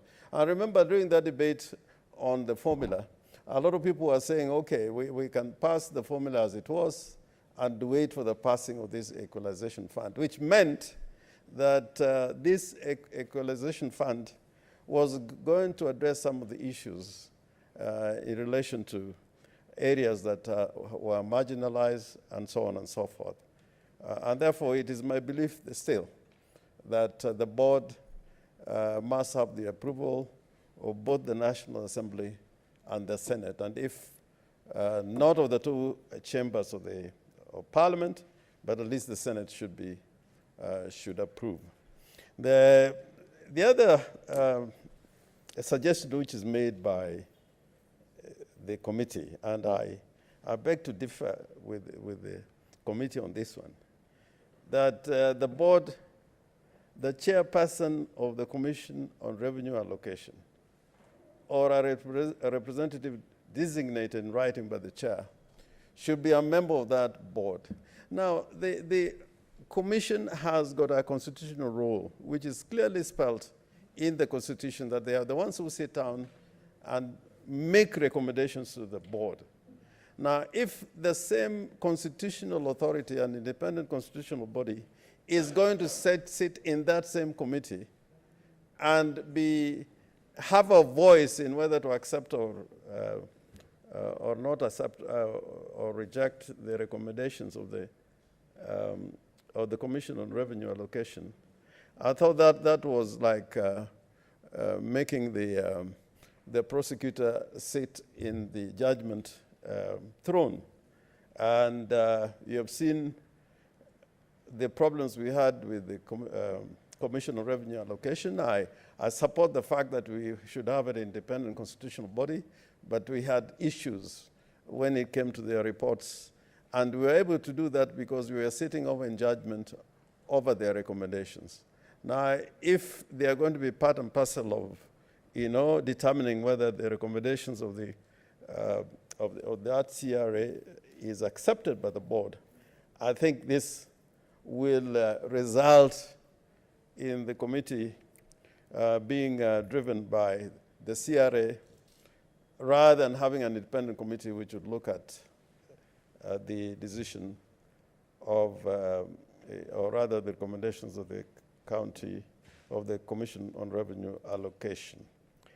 And I hope that the committee would agree with me on that question. And you know, if you look at the role of the CRA, basically under the provisions of Article 204, they are not responsibilities that are ordinary. They are responsibilities that require them to do certain things, and that even on matters of appropriation in relation to this fund, the recommendations of the CRA must have some import on the decisions of Parliament.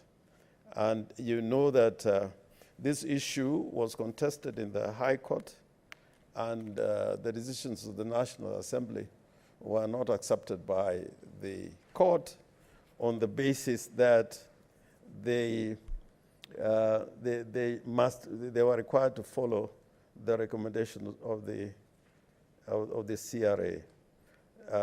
That is a matter which I hope that when we go to committee, we'll have some kind of consensus on. The Controller of Budget also made some recommendations, which I think the committee has generally accepted, that we are creating too many bodies which will consume public funds. This equalization fund is supposed to be having a structure, you know, starting from the ward up to the national level, which is a replication of what is there in regard to CDF, is there in regard to the structure of the county governments. It is there in relation to the structures of provincial administration. And these structures can be very costly to the taxpayer. And I hope that recommendations of the committee will be will find favor with the Senate when we come to making a decision on this particular bill. Finally, Madam Speaker, I just want to say this, that we are going through a very trying period in this country. And you can see when it comes to resources how much we fight. And you can see that stability of the country is critical in many ways. And I would want to say that modern governments which are based on democracy operate very well when institutions work the way they should be working. Whenever I read British history, I'm normally very excited about the rivalry between Disraeli as Prime Minister and Gladstone. Those were probably the two greatest Prime Ministers of the modern British era. Of course, people think that Churchill was the greatest Englishman that ever lived. Yeah, others think it's Shakespeare. And some people say Shakespeare was not because of some of his views in his plays, like in The Merchant of Venice, which was characterized as anti-Semitic. But I am saying that, you know, in British politics, there was a time when, you know, the views between the Tories and the opposite party led by Disraeli and Gladstone, you had democracy at work. And all we're doing, even in passing this equalization fund, there will be contrary opinion, and there should be contestation. And those contestations, so long as they happen within democratic structure and framework, things tend to move very, very, very smoothly.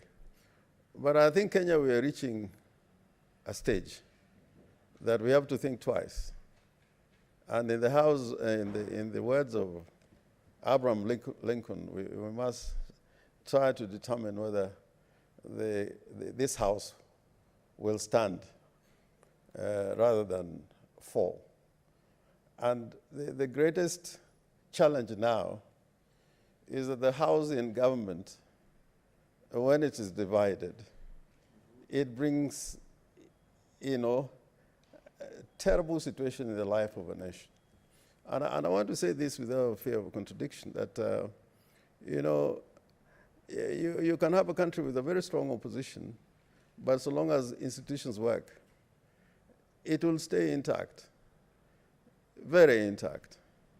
But you have a situation where, the government in power is divided as it is divided in Kenya. Because now I think it's an open secret. It's an open secret. We have to think twice.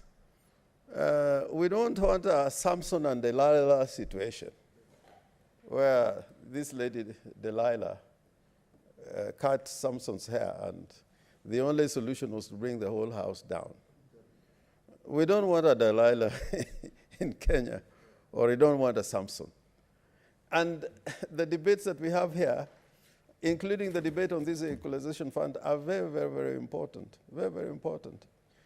We want to talk about, ideological, ideas, and principles. Now there's the idea of the Big Four agenda.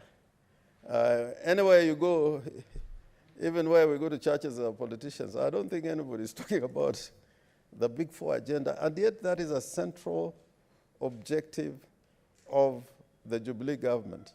And that central objective, if you look at this equalization fund on the Big Four agenda, the question of the equalization fund finds its place in relation to the Big Four agenda, because I think the primary principle is to make life affordable, to take development where it's required, and so on and so forth.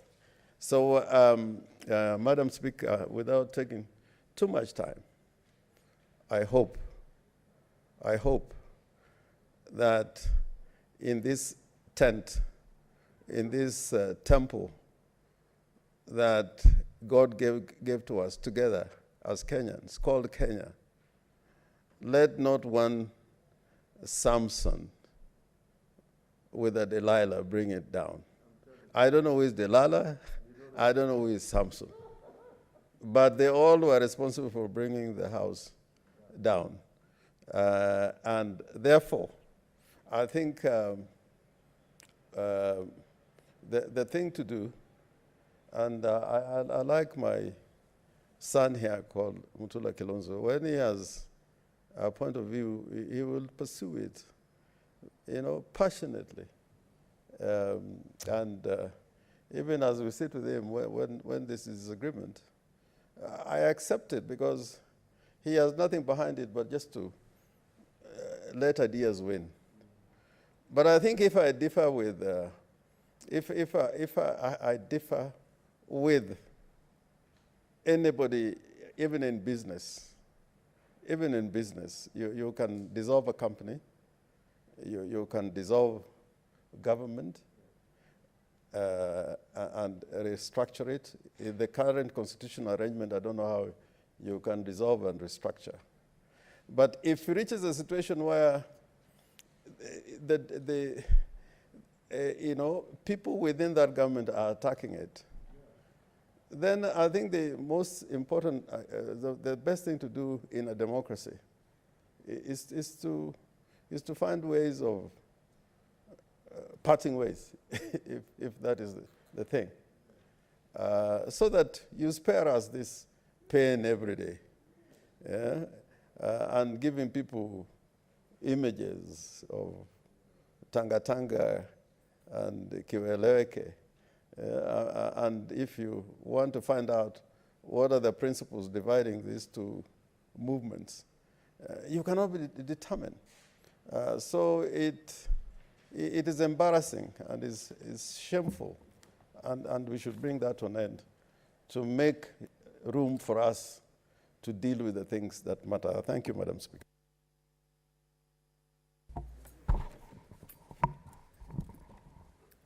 Honorable Senators, I now propose that the Equalization Fund Bill, National Assembly Bills number 43 of 2019 be now read a second time.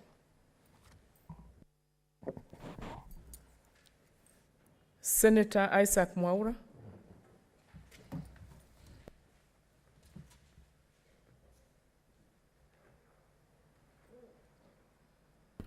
Thank you, Mr. Speaker. Mr. Speaker, I rise to speak on this bill concerning the Equalization Fund.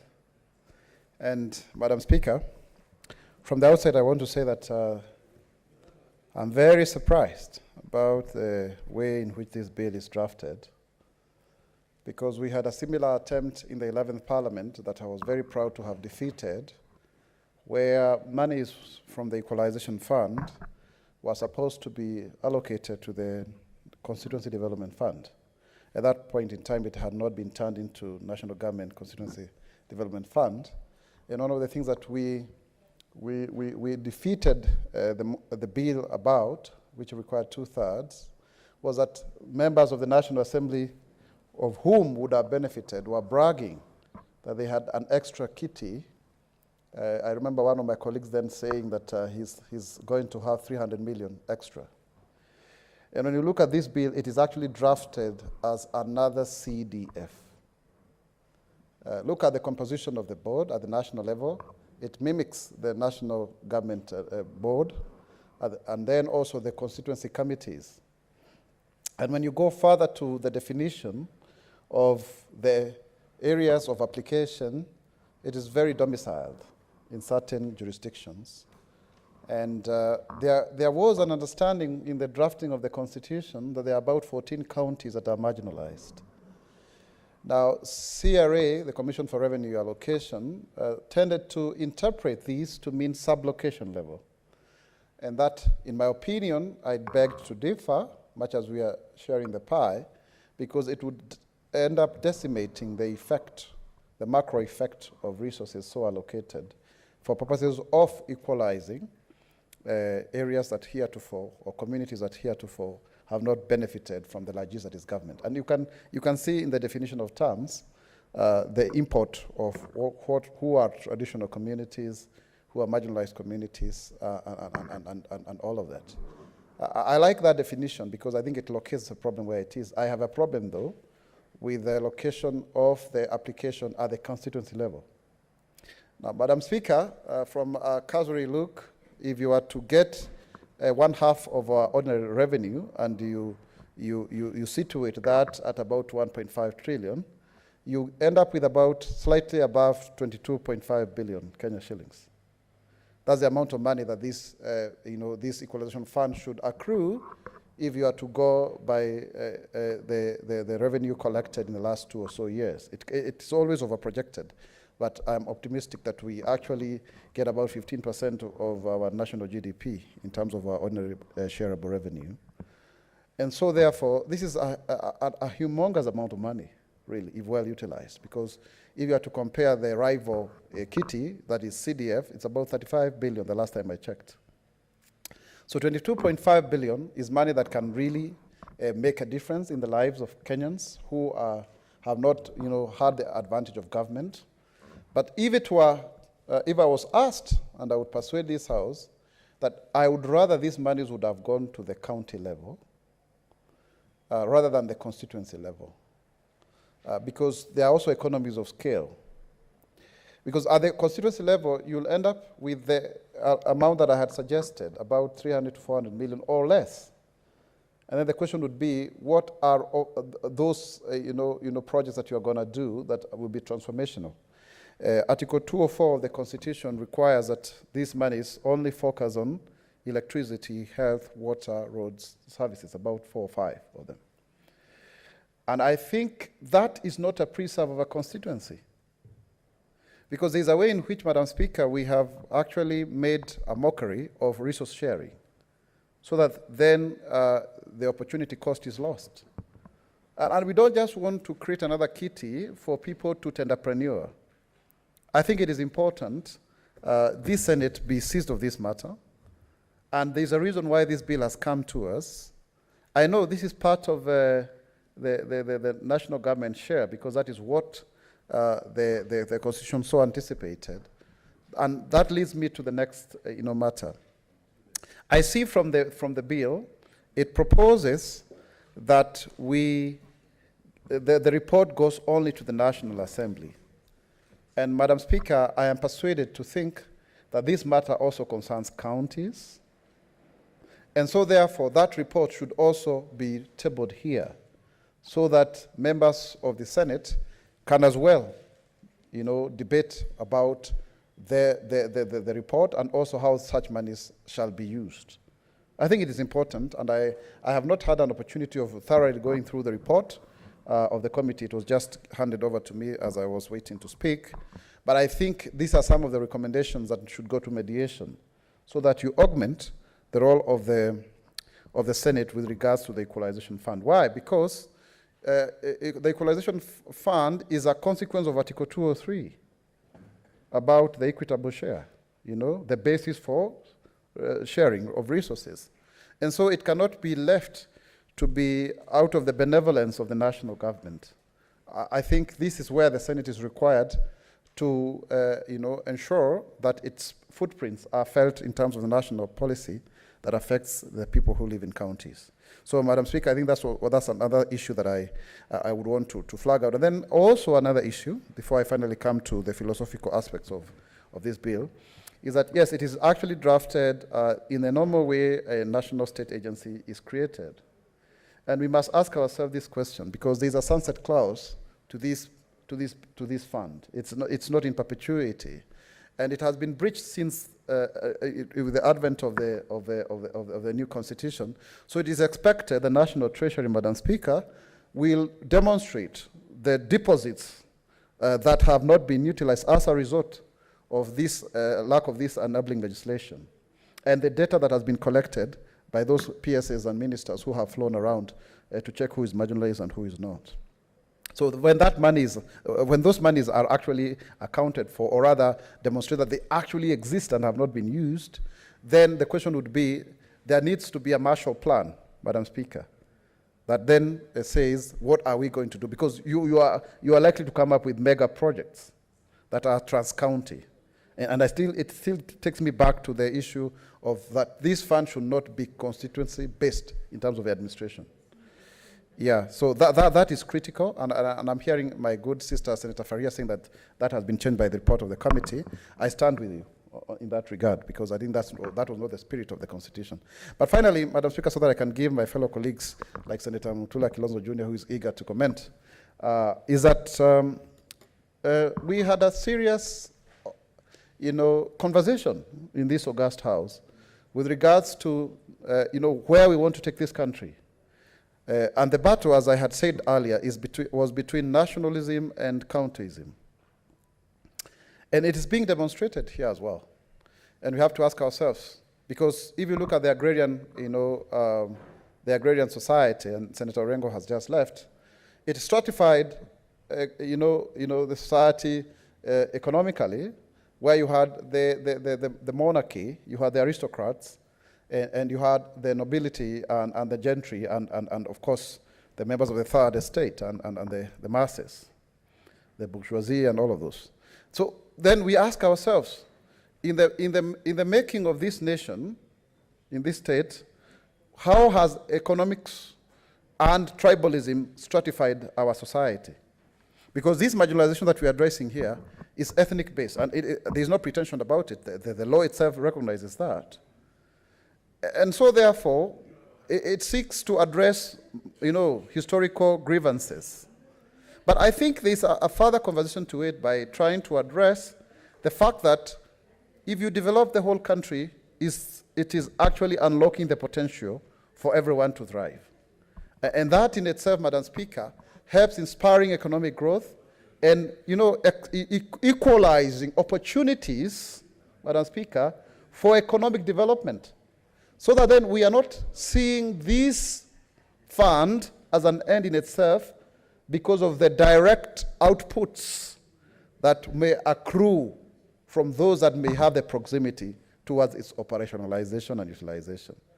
It should be seen as a wider picture of trying to spur growth and, of course, progress in terms of the country being able to meet the needs and demands of its citizenry with regards to opportunities. Today, people apply for tenders for various projects, and I was just sent a photo of one of the institutions of government where a whole room was full of applications. And the question is, people are looking for opportunities.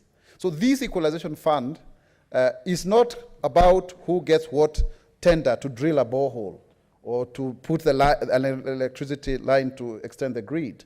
But it's about the multiplier effect of places that were seen not to be as productive now being able to contribute to the national kitty. And I think we must agree as a country that God never made a mistake of putting us together.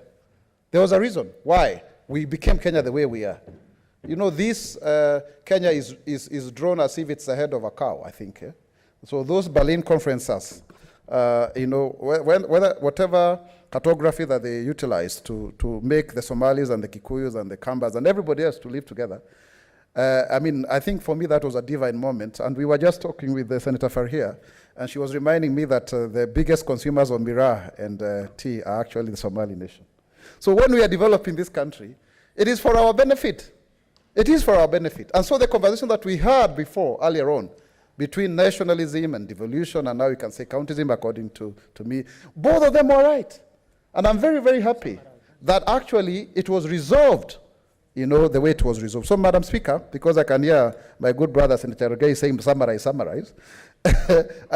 want to say that this is a timely bill, but it must go to mediation. I don't think we should pass it as it is.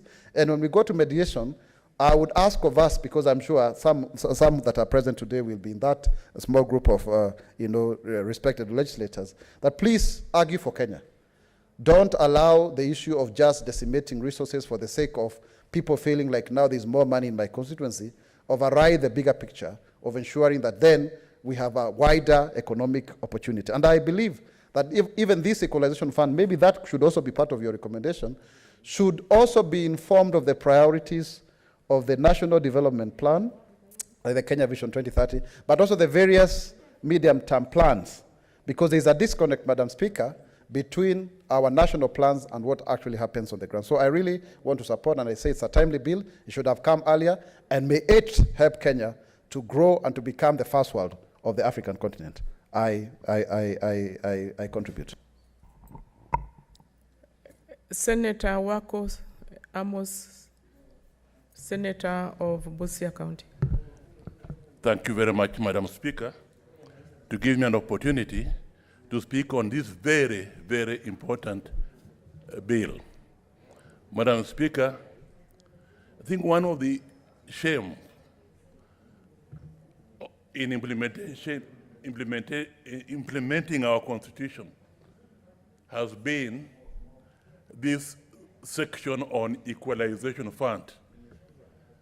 This requirement by our Constitution to have an equalization fund to cover marginalized communities.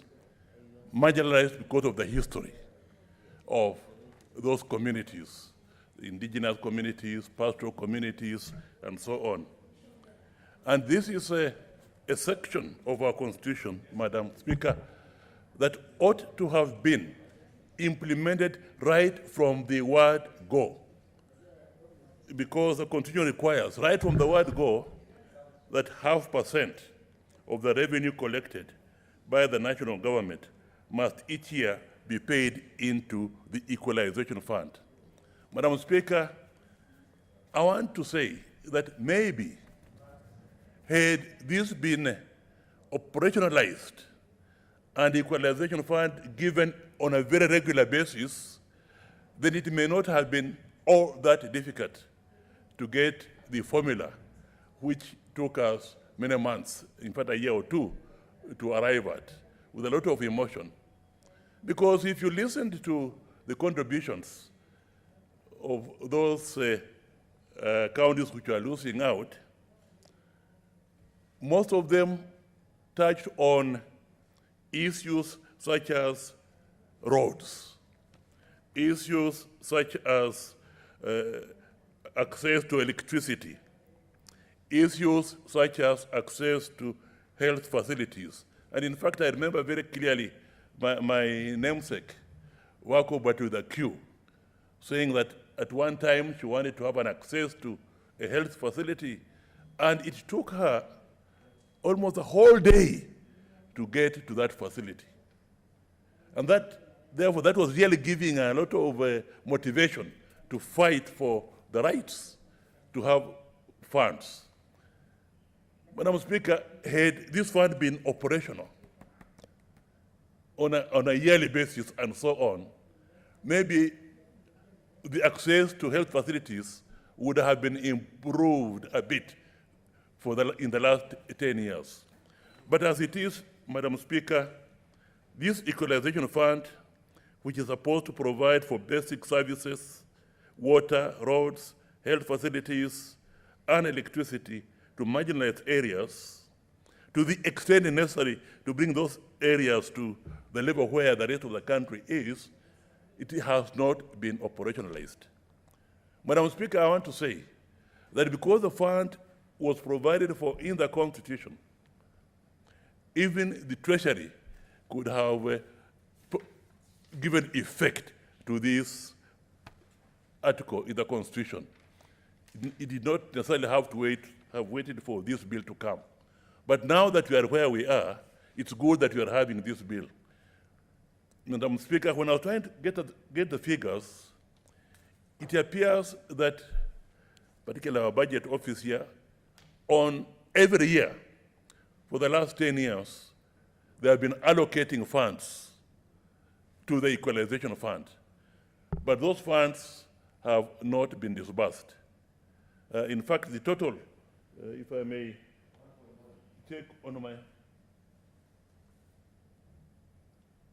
In fact, Madam Speaker, they have allocated more than 9 billion, but those have not been disbursed.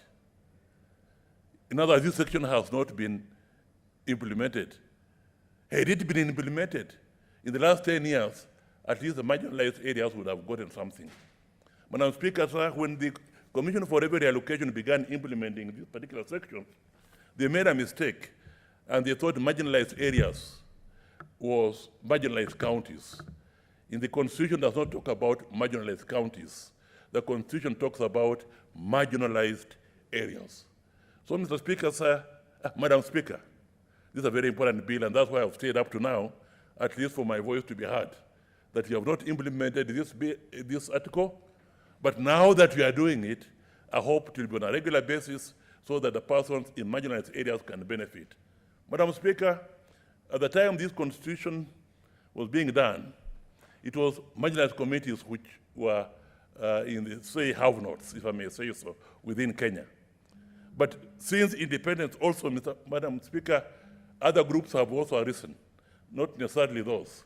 And my opinion is that we may require an article, an amendment of the Constitution to provide for another fund which will take care of the urbanized, if I may call them, the urbanized poor, those who stay in slums, slum areas, which are everywhere, even in Busia, even here in Nairobi, even in Mombasa, everywhere where there's an urban area, we have a slum. We need to have a specific fund also, really targeting those particular areas, Madam Speaker. If I may now go a bit professional, I noticed that in the bill, where is the bill? Oh, it has gone down. Sorry. I noticed, Madam Speaker, that in the bill, they have been very careful in defining marginalized community, giving a definition of that. And they have been very, very careful in simply copying the marginalized community as enshrined in our Constitution to be the definition here, which I think was good. But Mr. Speaker, sir, but in the process of doing that, they forgot the marginalized group, which is also part of that community, which is also defined in the Constitution. And I would want, maybe in the community stage or whatever, somehow the marginalized groups also to be taken into account. They have been left out.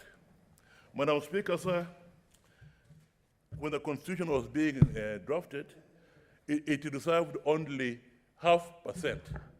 Only 0.5%. Madam Speaker, sir, with a population that we now what's have... your point of order, Senator Maura?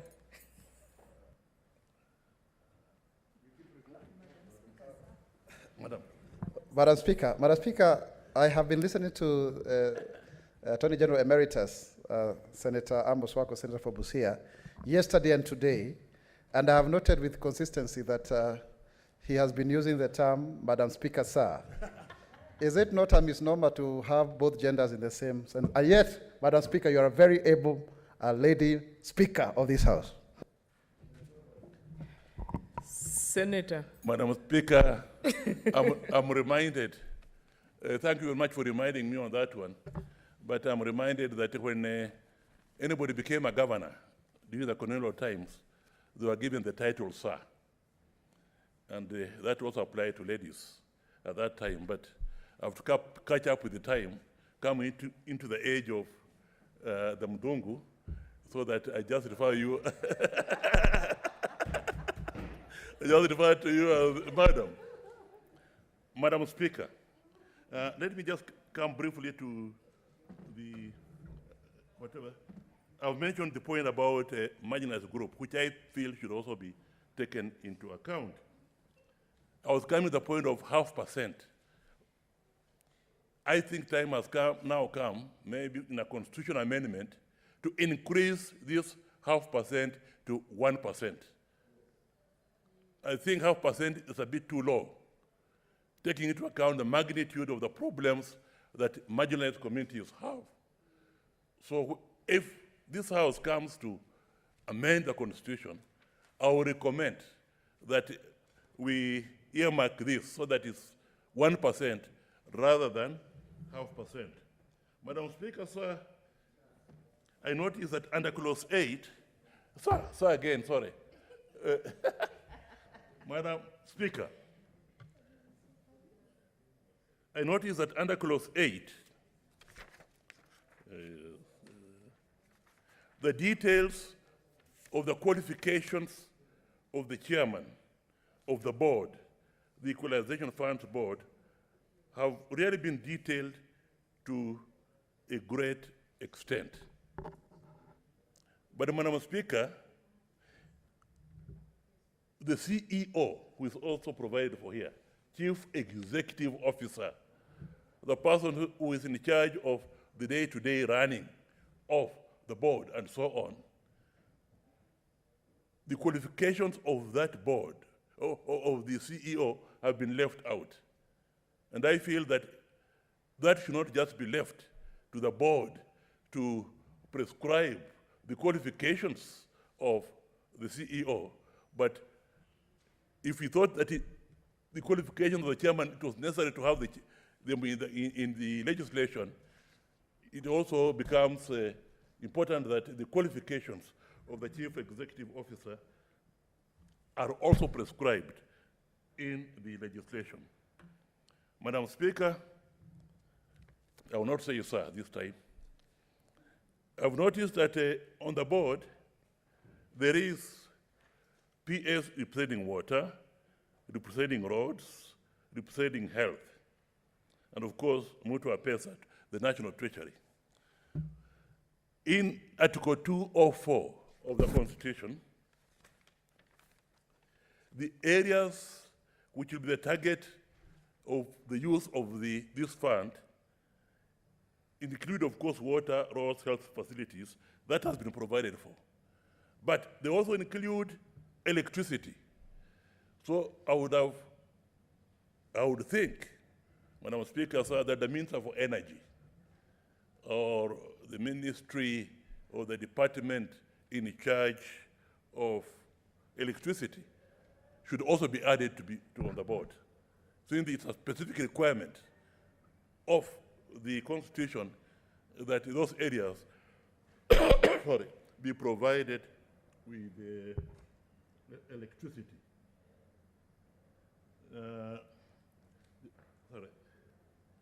The other area, qualification,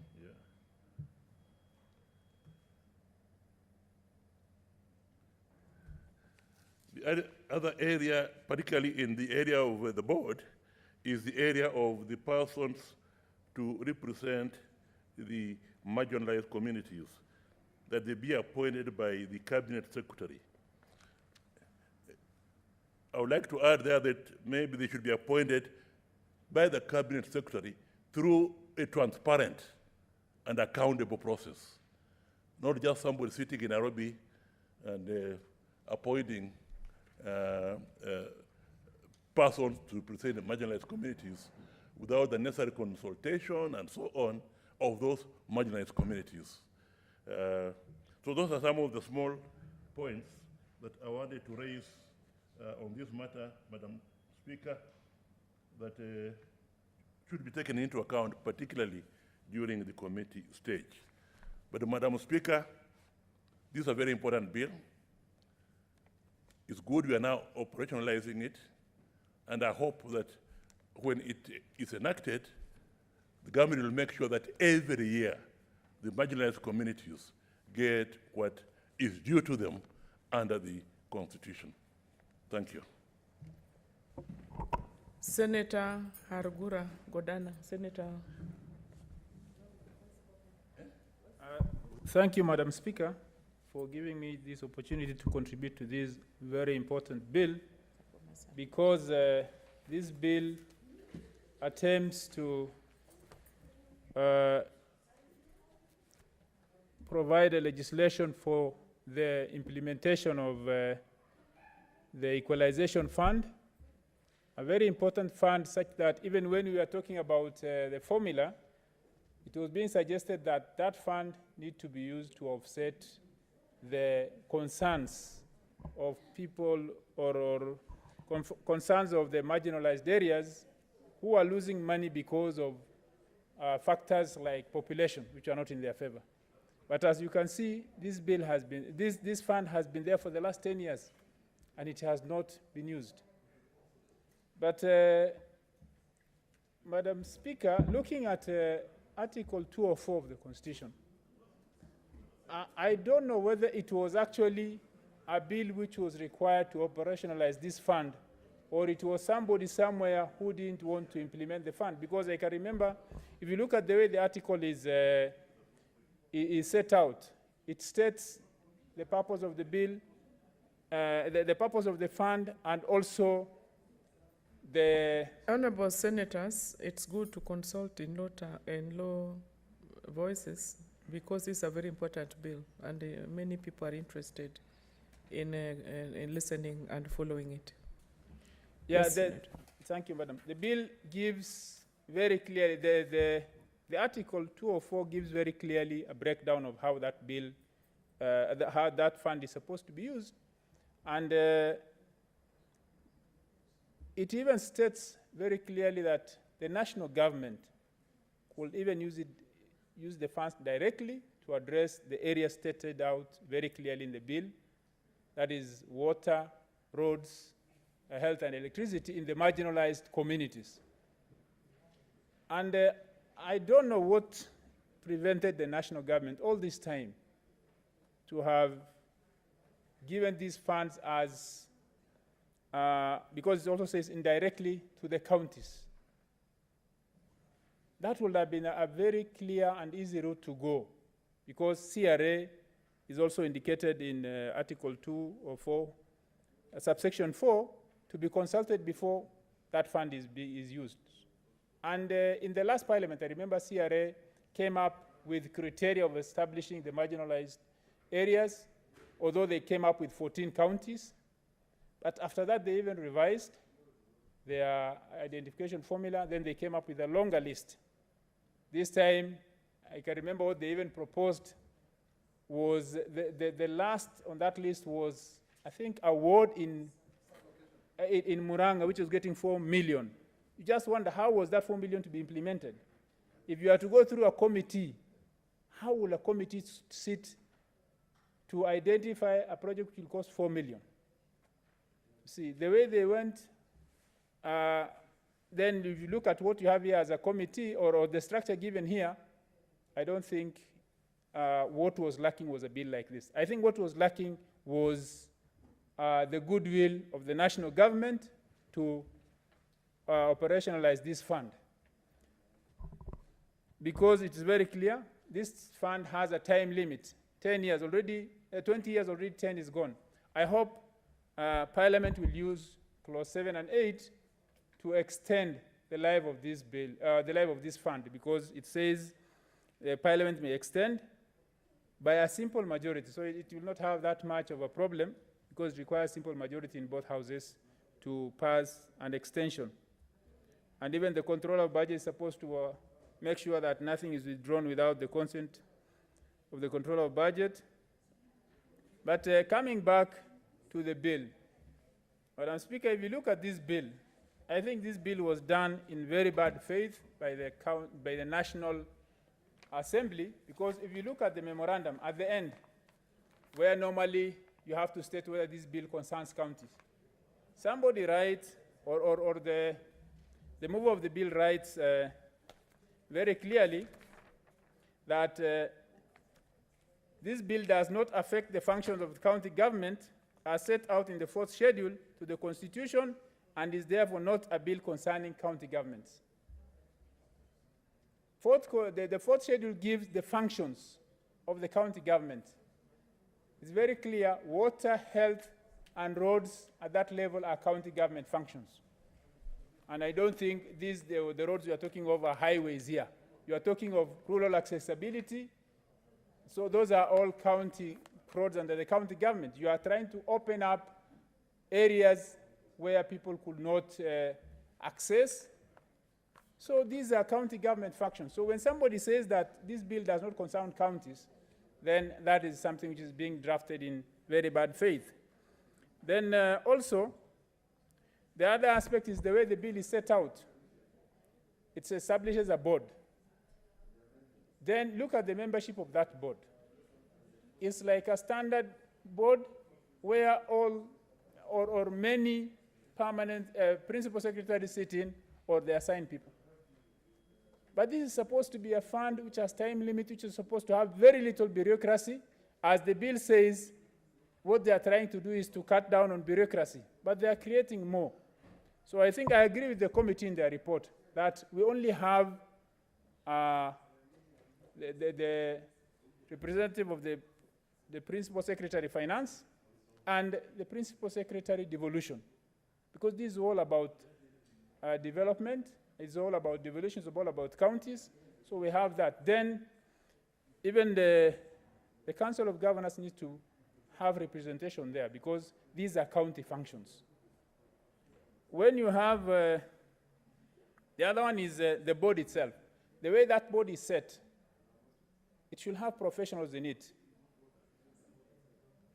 like from the accounting profession. And even if you look at the areas it covers, then that is where maybe you'll have maybe somebody from the engineers board, because it covers roads, which is mainly dealt with by engineers, and even health, that is still, you're mainly dealing with infrastructure. It's all infrastructure based. It's not about the drugs and all that. It's mainly about infrastructure. Then water also, it's about infrastructure. So we need people, representation from the maybe Engineers Board of Kenya, because of the technical aspect. Then in the management of that fund, we already have boards which manage funds which deal with infrastructure. Like if you look at the Kenya Roads Board, and we already have funds from Kenya Roads Board which are sent to counties as conditional grant, the Road Maintenance Levy Fund. They have very clear guidelines on administration of that fund, how the fund is spent. They do technical and financial audit of that fund. So the board we expect is a board which will ensure that that fund is used prudently. So it will have a technical capacity to audit the funds. So we don't need to reinvent the wheel. They can get the systems which are being used by those other boards so that the funds are given to the counties as conditional grants, so that we don't need to have the local, the constituency-based fund committees, because this is just a duplication of CDF. I don't know whether Senator Maura was right when he said that in the last parliament, when the members of parliament tried to transfer this fund to CDF, it was defeated at National Assembly. I remember it came here and it was defeated in Senate. National Assembly, which could not raise 2/3 on many issues, including even the gender bill, could raise 2/3 on moving equalization fund to CDF. It was the Senate which shot it down. In fact, we just did away with it in the second reading. It didn't move because we didn't like that way. And this is now a backdoor way of doing the same thing, creating another CDF, because you find the members, the way they are being selected, they are approved by the National Assembly. It doesn't come to Parliament. It goes to National Assembly. So I think it's good we do away with that constituency level committee. The board be strengthened, should have the proper technical arm so that they can easily look at the projects which are being proposed, have a very clear, like when it comes to Kenya Roads Board, they have very clear guidelines of even how you identify your roads and how to make sure that whatever road you start, you complete. So this board must have a proper technical arm because it deals with technical issues. This is infrastructure, water, health, and road, these are infrastructure. Electricity, yes, even electricity, there are many parts of this country which are marginalized, which are off-grid. Going up north, the national grid ends at Isiolo. Isiolo is 600 kilometers from the border in Moyale, at Moyale. That is further than Nairobi to Mombasa. There is no national grid on that side. Even the power we generate, like the electrical wind power, doesn't serve that part of the country. It's evacuated to Suswa, in Narok, then connect the national grid. So because of that, electricity in this case will mean off-grid. Each center, and unfortunately their centers are far apart, 60 kilometers, 40 kilometers apart. So each one requires its own mini-grid. And already we have seen some being done by REA, that is Rural Electrification Authority. Together with some donors, they do off-grid hybrids of solar, wind, solar, thermal. So those kind of power electricity systems can actually be covered by this fund. So basically, the bill as it is, I don't think I don't support as it is, because it's just another CDF. It's just another way of making sure that funds end up under the control of the MPs, which I don't think that's the right way to go. That's why we have devolution. I'm somebody who even feels CDF should not be there, because CDF was there because there was no devolution.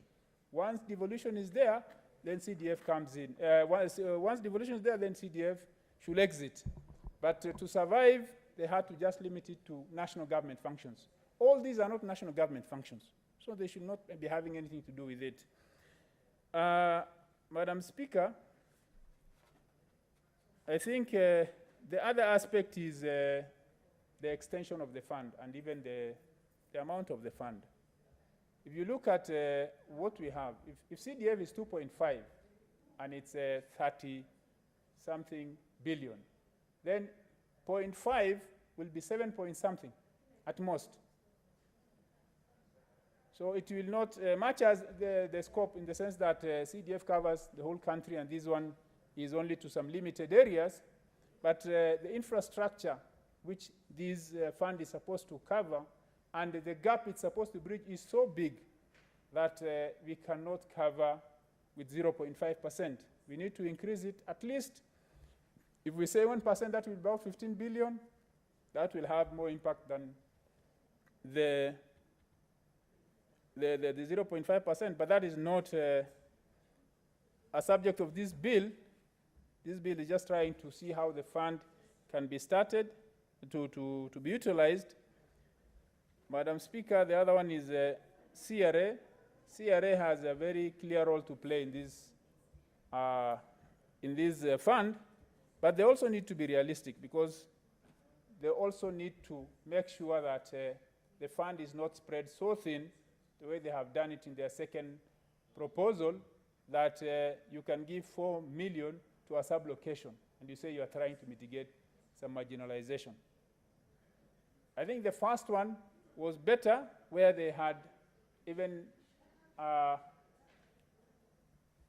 kind of checked marginalization within the counties, then they just capped it at 14, and the reasoning was so that whatever can be done has some effect. In that case, you can remember a county like Marsabit was to get 800 million. And that will be substantial if it's limited to those areas, and if it's not spread thin also at that level, because what they gave before, what was to be implemented was also spread thin. It was not doing any major infrastructure, and that will not be good. For example, what I was thinking was, if it's a road, then it should be a road, a major road, a gravel road, which can open a bigger part of that county. If it's a water project, it's a bigger project which can cover at least a wider area in terms of population, so that at the end of the day we can see this is what we have been able to do with this fund. Otherwise, if we don't do that, then we'll run the risk of spreading again this fund thin on the ground, but those are now technical issues which this board needs to take into account. If it doesn't do that also, then we'll run the risk of just ending up with a fund which is not useful on the ground, and then that way the purpose of curing marginalization will not be there. Madam Speaker, I support the bill with a lot of amendments. Senator Mutula Jr., you can start your address and then continue next sitting. Thank you, Madam Speaker. Madam Speaker, let me say at the beginning, it would have been nice if our chair had moved this bill, because a lot of the concerns raised by the senators have been addressed in our amendments to this bill, and we have considered a lot of the proposals that senators have made. Madam Speaker, the second thing I want to say is that in the last Senate, since I was in the Finance Committee, we made several recommendations on the changes that we thought should be done on the regulations made by Treasury. They didn't agree with us, Madam Speaker, but finally the court has firmly said the position of the Equalization Fund. And perhaps in the next session, I will succinctly point out those sections, particularly Section 18 of the PFM, that has given us a solid footing on the Equalization Fund. Senator Mutula Jr., you'll have a balance of 17 minutes next time it is listed. Honorable Senators, it is now 6:30 p.m., time to interrupt the business of the Senate. The House therefore stands adjourned until tomorrow, Thursday, 8th October 2020 at 2:30 p.m.